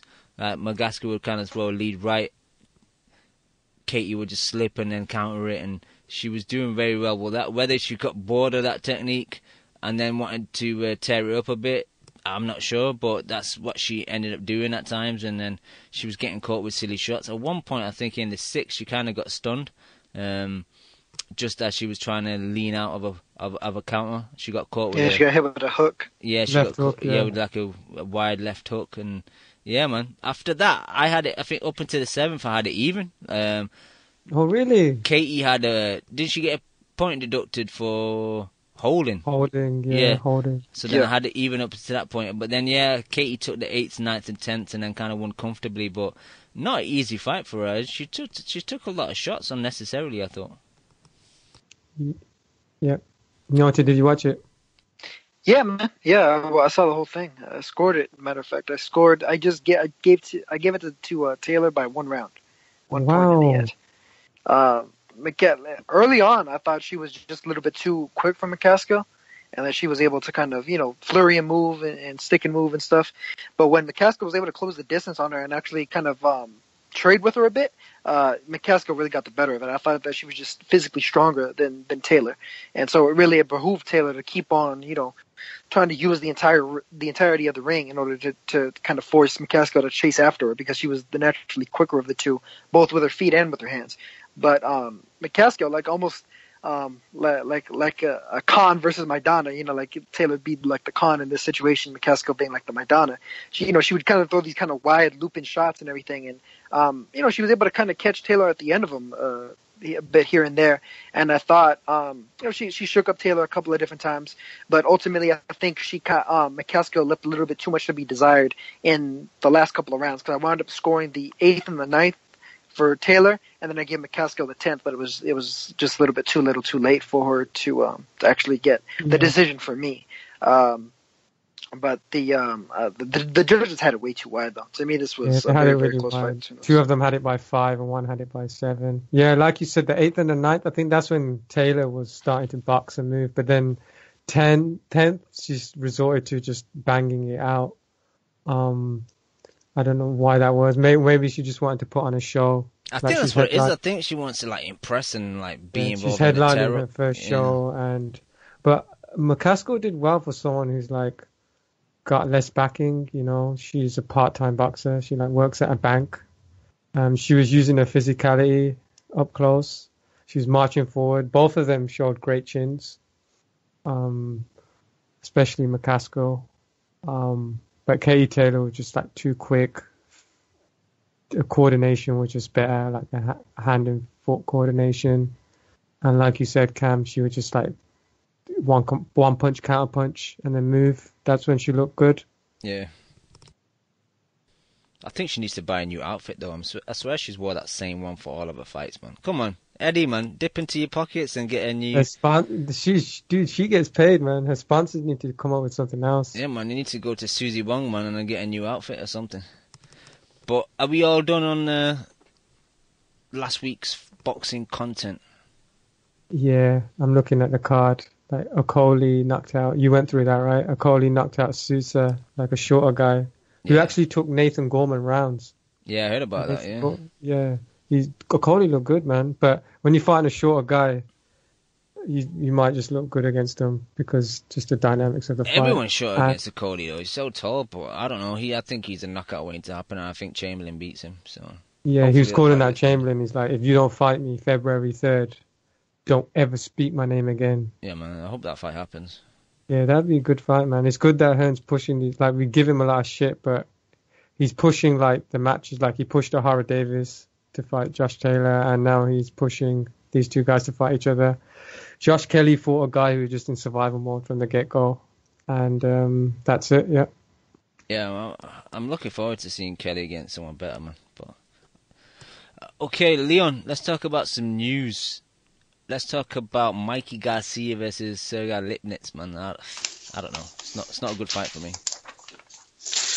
No, I don't think it's a great fight. I mean, people seem to be high on that guy, but I don't see him causing much problem for Mikey, do you? Nah. Well, Crawford ducked him. Crawford ducked him, though. I don't know about that stuff. Crawford ducked him. Well, was that after Odongo? Oh, Yeah. He He ducked was supposed him, to fight okay? Odongo. You're just being sarcastic. Yeah. I'm being When Lipinets was lucky to get that title. I said this before the show even started. Honestly, like I think Kondo could have very, very easily won that fight and got the decision. Kondo against him was in shit, this last bro. one. He was shit, man. Come on, bro. Well, so was Lipinets. Lipinets Dude, didn't look come very on. good in that fight. So who was the least shit then? Honestly, I'd say Kondo was the least shit of the two of those. I'm not just giving Kondo all kinds of credit, above and beyond or anything. I don't think he's that great of a fighter either. But yeah, I don't really think all that highly of Lipinets. I mean, honestly, I've seen a couple of fights from Lipinets in the past where I thought he did pretty good, but the Kondo fight wasn't one of them. And honestly, I think Mikey Garcia is going to go in there and maybe not wreck him the way that he did Zatichaning. But I mean, I wouldn't be entirely surprised if that happened. I think Garcia is going to beat his ass. What do you think, Justin? But I mean, he's a belt holder, and the whole thing is like 140 is kind of a wide open division since Crawford left. I mean, a lot of the big names are guys that have already kind of been exposed already. You got Barthélemy and Relic probably fighting again for the vacant title whenever they make that again. And both of those guys have shown the limitations in the past. Imam versus Ramirez. Imam, I think, is probably going to get knocked out again. And, honestly, both of them probably really don't want to see any parts of Regis Prograis, who's probably the only guy that would really give a shot at beating Garcia at the moment. It's a division in flux. Maurice Hooker is hot garbage, got a fucking gift against Darlie Perez. And, I wouldn't be surprised to see Terry Flanagan go up against Hooker. And I don't even think that highly of Flanagan, but Flanagan probably whoop Hooker's ass too for the vacant WBO. So, I mean, yeah, it's a division in flux. So, Garcia, is he taking advantage of a bit of a situation that exists there? Yeah, but so did Crawford, kind of. I mean, if you really want to be honest about it. The division at 135 was in flux when both of them moved into it, and the same thing with 140. Only at least 135 has kind of been heating up recently, but for whatever reason, I guess, they had issues making him versus Linares, and they gave him this bye, but supposedly Garcia is going to fight Linares afterwards, as far as I understand it. Yeah, we'll see that when it happens, though. Yeah, I could see that happening because, Linares will be older. And I think Mikey, he thinks he'll beat Linares. Mikey Linares should happen next. Like, their decisions on the opponents they're fighting is awful for me. Like, why not fight each other? It is, man. Maybe Heyman paid Mikey good for this fight here, because I think Heyman and Ludabella are connected with Lipinets. I was searching while Nota was talking because I remember the Kondo fight and I scored it pretty clear for Lipinets, but I'm looking at a boxing scene thread and a lot of these people are saying Kondo won.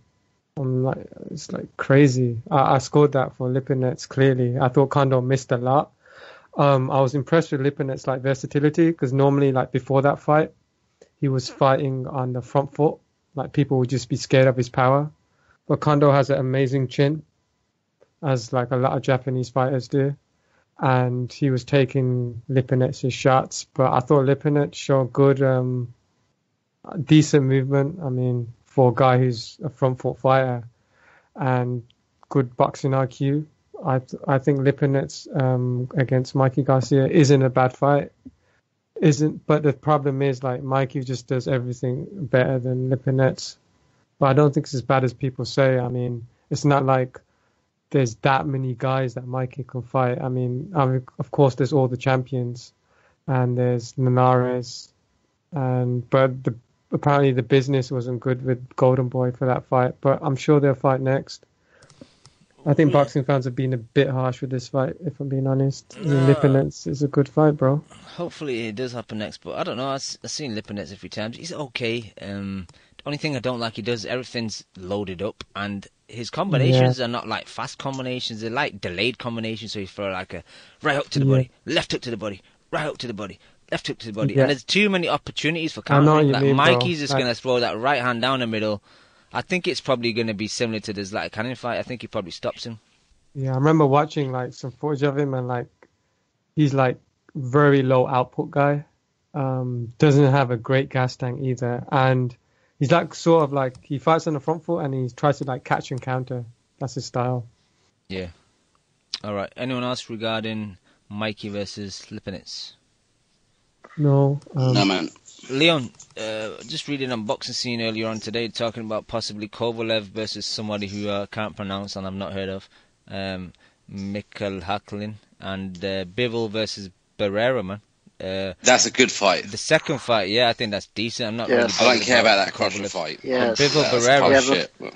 I'm really interested in that fight. That's a very good fight, man. If that gets made, I'm really looking forward to it. If Bivol wins that, he's legit.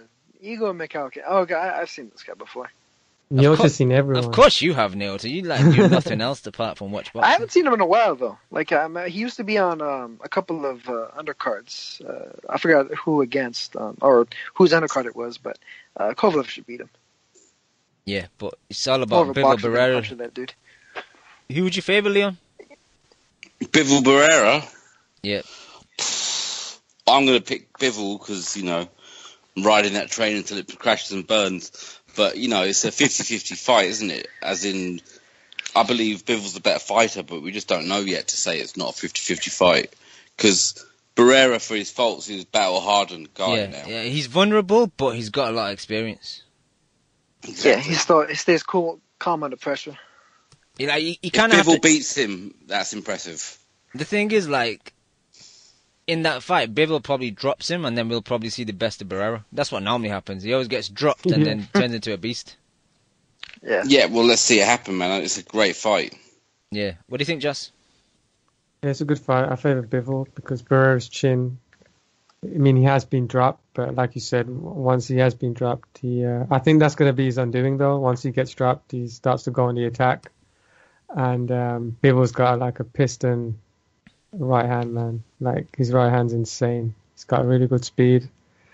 I favour Bivol, but Barrera has got good skills. I mean, he did win some rounds against Andre Ward, and Andre Ward was pretty good. So, yeah, looking forward to it. Yeah, they have that common opponent in Felix Valera as well, so we'll see. Neota, what do you think?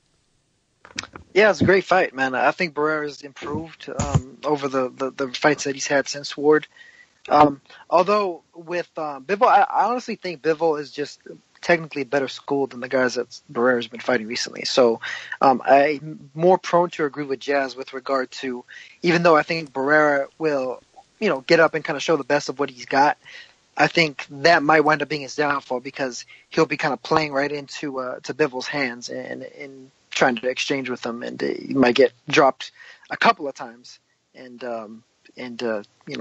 potentially stopped. But I mean, if Bivol were to do that, that's still a big statement. It's just that's kind of the way that I see it going. But he has to actually do it in order for me to give him the props for it, of course, though too. Yeah. All right. Any other news or possible matchups that you guys have seen this week?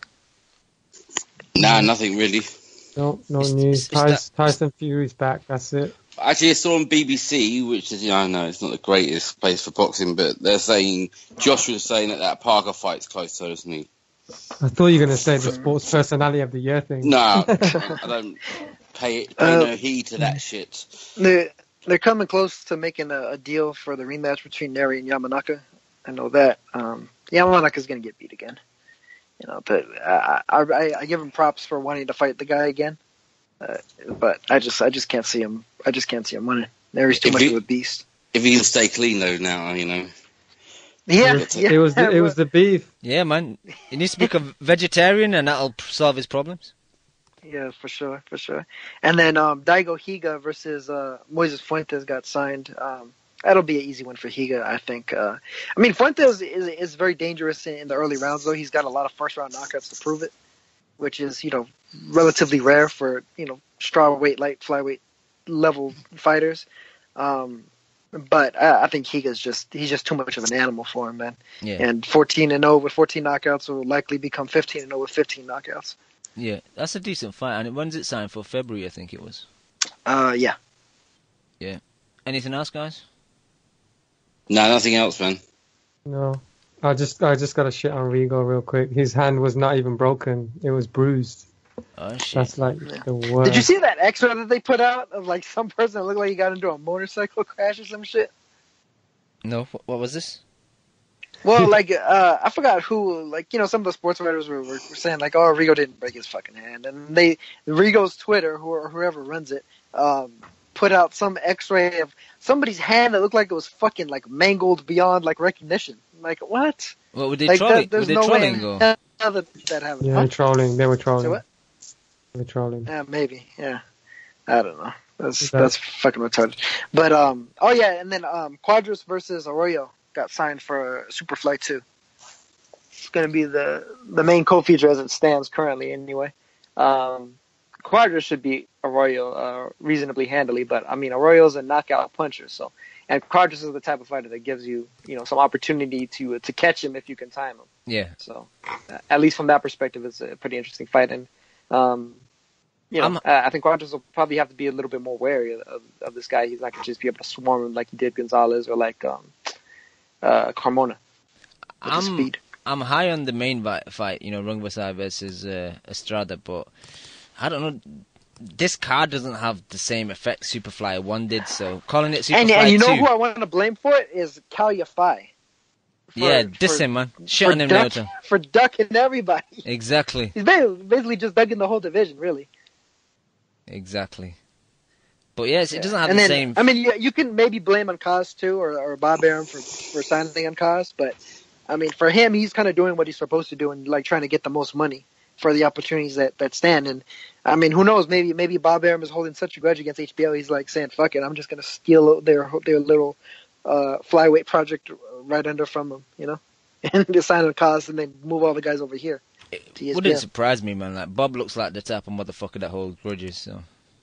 Mm-hmm. I mean, hey, he held that one for Rigo for all those years and signed the Lomachenko fight due to it. He's proven right there, though, wasn't he? So, right. Yeah. Yep. All right, Naoto, do you want to take the floor for these two cars that we got in Japan on the 30th and the 31st? Yeah. Let me actually just pull them right up. First, I guess I'll cover the Inoue card. Since it's coming up first, it's going to be on Fuji TV. Just hit me up on Twitter or whatever if you need a link. I have. Fuji TV and Tokyo Broadcasting System, which is the other card on the 31st. I have good solid ways of viewing both of those. Naoto got the hookup, yeah. Yes, for sure. Now he's unfortunately he's not fighting like a big name or a guy that I think necessarily poses like a huge threat to him. He's fighting a guy from France, Yohan Boyao, guy that is a bit of a pretty good amateur fight. Like he was a good amateur for France, and he beat Brahim Aslam's brother. I can't remember the guy's first name off the top of my head, but Brahim Aslam was a gold medalist and really good fighter. His brother was actually pretty good too, not quite as talented as Brahim, but Boyao beat him. Honestly, this fight is probably going to look a lot like Inoue's most recent fight, where Inoue is going to be able to pretty much beat this guy in whatever style he chooses to fight him in. He could hunt him down, he could outbox him, set up the power shots, walk Yohan into him. Really, this is more so of a showcase in front of his home crowd in terms of trying to kind of stay active, basically. And I think in the near future, probably what Inoue is going to wind up doing is going Japan-US, Japan-US. Probably face like these kind of lesser opponents in Japan when he can't necessarily get the big marquee fights in the U.S. And then when he gets the big names, like maybe the winner of Estrada versus Risuke, then he'll come over and fight the big guys that can actually really pose a loss threat to him. The undercard fight or the co-feature fight that's going to be probably a little bit more interesting than this one though is Kenshiro. He's going to be defending his WBC light flyweight title against Gilberto Pedroza. Pedroza is from Panama. He's coming off a good win over former title challenger Saul Baby Juarez. Got a split decision over him in Russia, interestingly enough. I think it was at the WBA convention, which is why it would have happened in Russia between a Panamanian and a Mexican. But against Kenshiro, I think Pedroza is just going to be a little bit overmatched. Pedroza is the guy that fights almost like a mini version of Anselmo Moreno. Tries to be real slick, kind of Pernell Whitaker school of boxing. But Shiro, I mean, the last two guys that he fought, and the fact that he was able to outpoint both Pedro Guevara, and who I think Guevara, I honestly consider probably the most technically skilled fighter at the lower weights. He was able to just kind of put in lots of body worker into him and tire him out enough late that he was able to get a majority decision over him. And Daniel Lopez, who's another really skilled fighter, I think the fact that he was able to outpoint both of those guys, I mean, says quite a bit for Shiro's skills as well. I think that if he actually stops Pedroza, I actually might be inclined to give Shiro Fighter of the Year, although that a lot of that is pending what happens on the 31st, which I'll get to in a second. But pretty solid fight between those two. Shiro's a fun fighter to watch, and he's a young guy too. He's 25, only 11 fights in, and he's already shown himself to be a high level competitor. I think he might possibly be outgrown 108 though. He looked pretty big against Guevara. I think he's really starting to kind of get his match strength under him, and it's kind of showing. And he definitely looked visually bigger against Guevara than he did against Lopez. Also in action on there is featherweight on the come up. He's only 4-0, but has been kind of a habit with some of these recent fighters out of Japan. They're getting moved very quickly. Getting moved into big fights and big fights with potential future implications on being like a world title challenger or what have you very quickly. He's only 4-0. He's going to be fighting for the OPBF featherweight title. I mean, yeah, it's a minor title. Kind of doesn't necessarily mean anything in the grand scheme of things, but may be a sign of future things to come. Maybe another one of these guys that fights for a title within 10 or 12 fights or what have you. Although he's at featherweight, which is a reasonably deep division, I'm not entirely sold on Shimizu as it stands. He's got to do a bit more for me to really consider him like a highly touted contender or anything. And his opponent, Mancito, he should be able to beat. He's coming off of a couple losses. And then also on the other card is Takuma Inoue, Naoya's brother. Now at super bantamweight, used to be at bantamweight. Unfortunately got injured when he was about to fight for the WBO bantamweight title at the time against Marlon Tapales. And now he's going to be fighting against a 10-rounder against Kentaro Masuda. Should be able to win the fight, but the thing is, Takuma isn't necessarily as bombastic and explosive as Naoya, so I'm not necessarily sure exactly how far he's going to go. But I mean, he's a fun fighter to watch. A bit more raw than Naoya is. So whether he's winning on the winning side of things or the losing side, I think it'll be a pretty good fight. And then getting to first of all, Cam, I mean, I'm sure you're not particularly well versed in the opponents that Inoue and Shiro are fighting, but I know that you've seen Inoue and Shiro before. So what do you think? Yeah, I was kind of disappointed when they announced Naoya's opponent, but yeah, I guess fight back at home is probably just a kind of a fight for him to look good against. Shiro, I have seen Shiro a few times. He impressed me, but again, I don't really know much of Gilberto Pedroza. And is Takuma Inoue's opponent any good? I know he's got 8 losses, but I presume it's just kind of, again, a bit like his brother. Yeah, French contender. Takuma should be able to beat him, but I mean, Takuma has been a little bit vulnerable in his last couple of fights, so there's always a shot, I think, at maybe dropping him or even stopping him. I think the more interesting fight between the two cards is the Taguchi-Malindo unification fight. That's very good.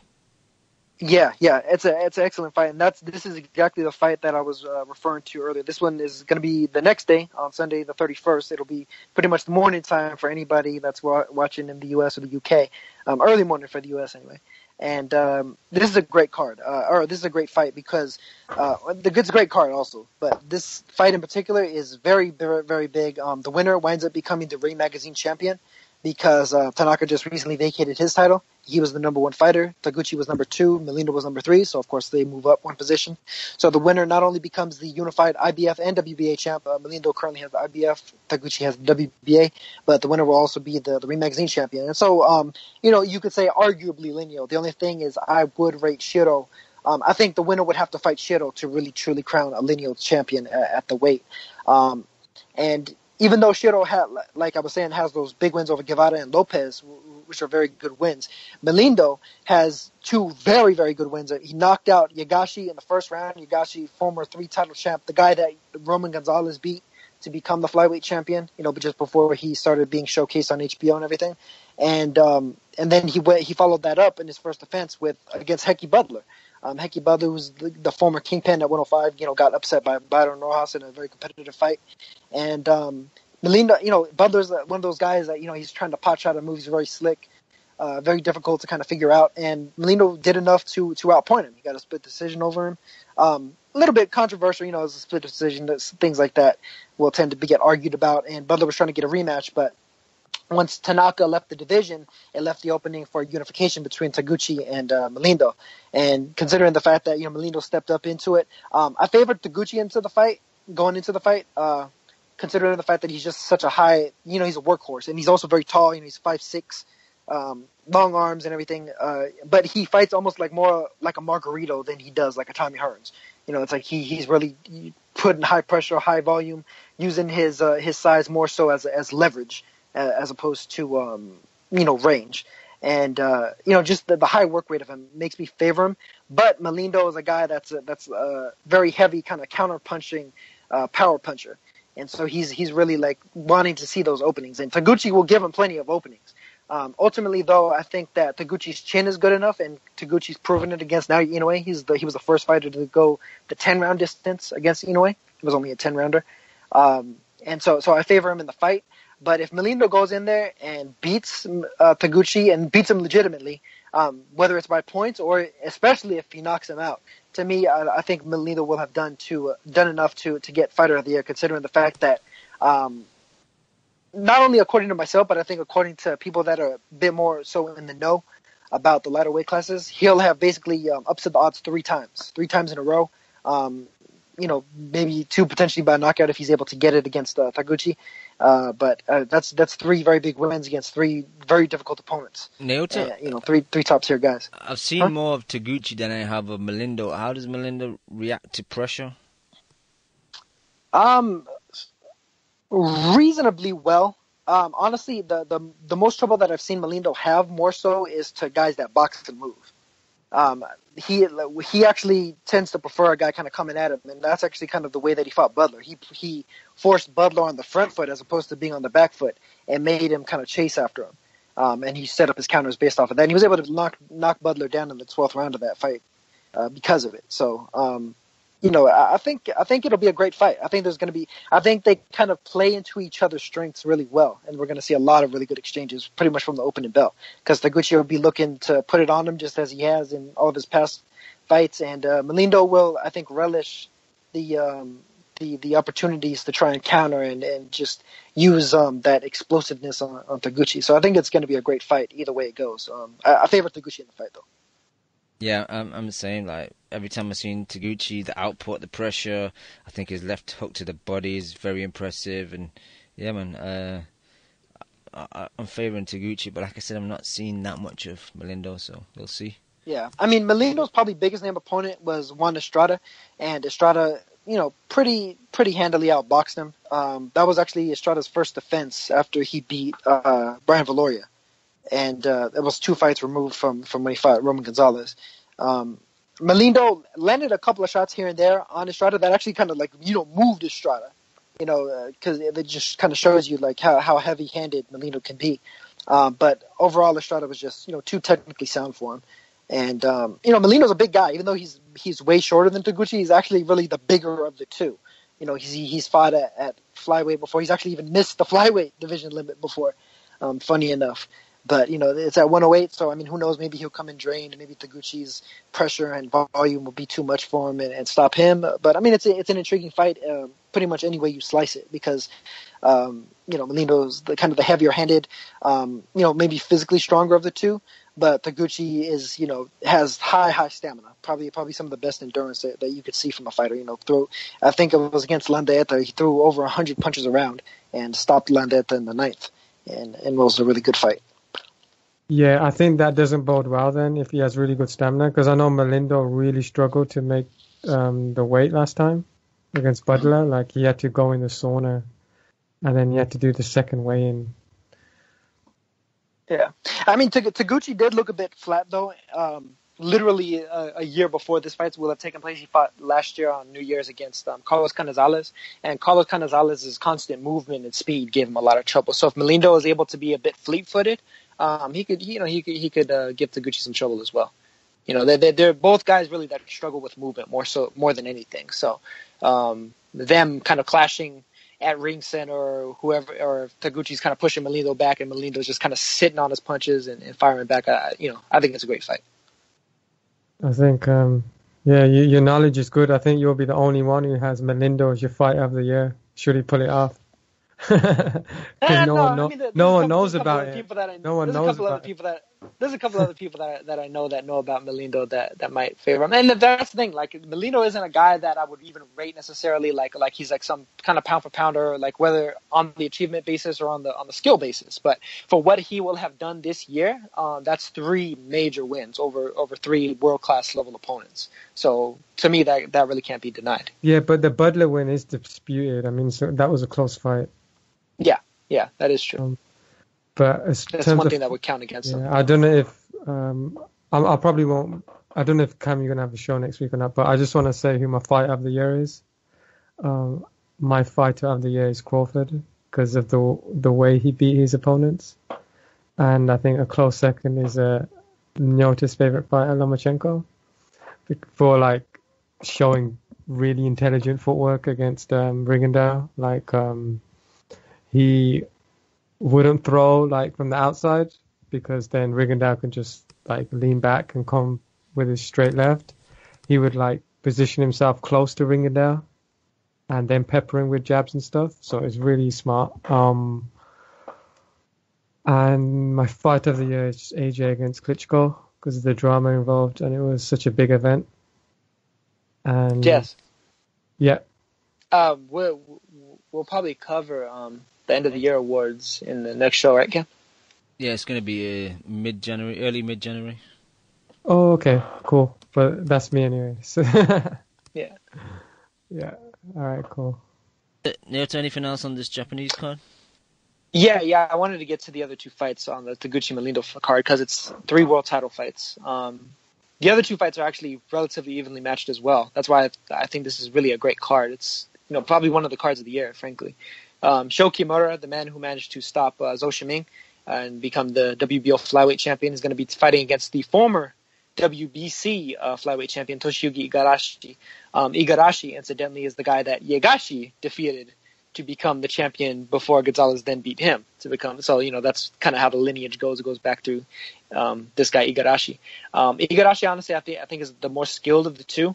The only thing about Igarashi is he's had several no contests and or draws due to head clashes, repeated head clashes, and even like some of the fights that he's won, there's been a lot of head clashes, and it'll cut his opponent open. So I think there's a pretty good chance that this fight might wind up being a bit of a dud because of that factor and because of the fact that Kimura is like a high pressure fighter, and I could very easily see the 2 of them banging heads repeatedly.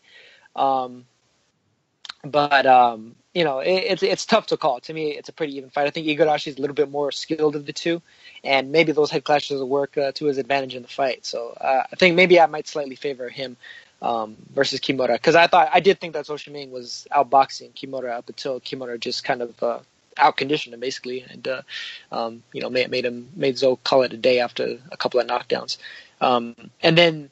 Interestingly, for the IBF minimum weight title that's owned by Hiroto Chocolatito Kiyoguchi. I know you've kind of talked shit about that in the past, Cam. Fuck that dude, man. I mean, stealing that name. His favorite fighter is Roman Gonzalez, and he trained with him. So I mean, that's where he took it from. But interestingly enough, he's going to be fighting against one of Gonzalez's, probably one of the people that knows Gonzalez best, Carlos Buitrago, a fighter from Nicaragua. A fighter who trained out of the same gym as Gonzalez, and a fighter who sparred many, many rounds with Gonzalez. As a matter of fact, there's actually video of the 2 of. There's actually a couple videos of Gonzalez sparring against Buitrago. This guy just sounds like a stun to me. Kiyoguchi? Yeah, man. Stealing his name, fighting a guy that he's trained with. He's a stun. Yeah, maybe so. But yeah, I mean, hopefully he doesn't lock his girlfriend up in the trunk and then drive her off the bridge. But, Fingers crossed. Yeah, but Buitrago is an interesting character because he's actually a guy that was really highly touted out of Nicaragua from what I've read. That like people thought he was going to be the shit, and he was going to just be like dominant and be this incredible fighter, like, you know, one of the best fighters, like in the line of like Rosendo Alvarez and Chocolatito himself. But when he got the big opportunities against Merlito Sabillo and against Knockout CP Freshmart, he drew against Sabillo, and you know it was kind of disputed. And he lost a close decision in the first fight against Freshmont, a little bit wider in the second fight.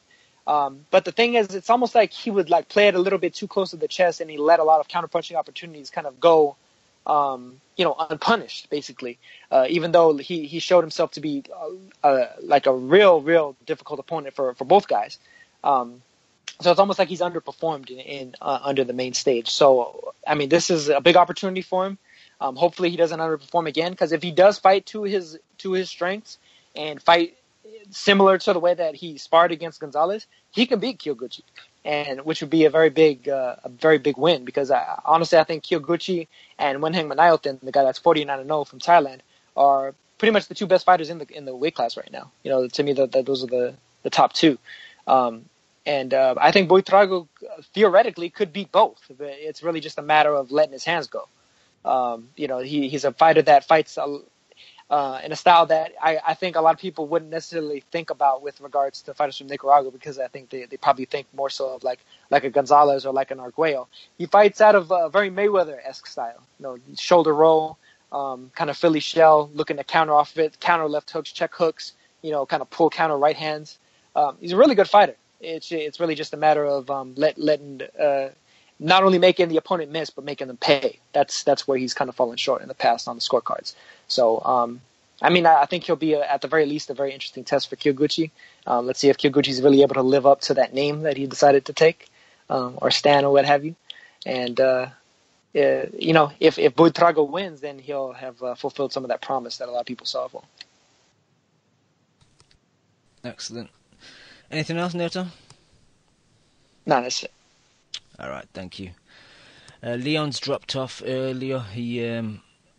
Ruth, his wife's probably made him take the dogs for a walk at midnight. So, thanks for being on the show, Leon. Naota, Jas, always a pleasure. And I want to thank all the people in the chat and all the people that download the show week in, week out. Quickly before we go, we want to wish everybody a Merry Christmas and a Happy New Year that celebrate it. And I'm kind of sad to announce, after 4 years and 217 episodes, starting in January, the podcast will no longer be weekly. We're going to move to more of a chemo special format, so maybe once a month, once every 6 weeks, but unsure of the day, most likely Friday, so chemo can be on the show.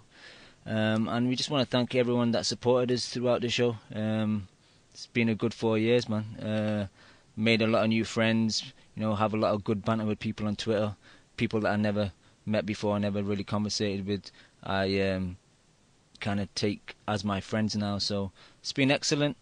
Our first show was going to be the 2016 review show, probably around the late end of the first week of January, maybe the second week of January, something around that. But yeah, again, I want to thank you all. We'll be back in January. Peace. You just listened to the Boxing Coalition. Oh, dude, man, I love boxing. I fucking love boxing. A big shout out to the Boxing Coalition. You're a newbie. No, I ain't new, man. If my fucking next door neighbour became the #1 flyweight in the world, you know what I'd do? I'd fucking walk past the cunt. Derek, how you doing, bro? I was physically banging you, blood. I disagree. First time I hear the show, man, it was fucking badass. Vamos Argentina, la concha de su madre. I see the bomb in them. I get home and she's like, what the fuck? Me and the kid are here. Why don't you get home and talk to us? I'm like, man, you guys don't know shit about boxing. Kel, how does it feel to be the new IBF champion? Feels great. Did we really dive into the black hole right off the jump? I think he's hiding glass. Just to play devil's advocate. You want 1 portion of crow or 2 portions of crow?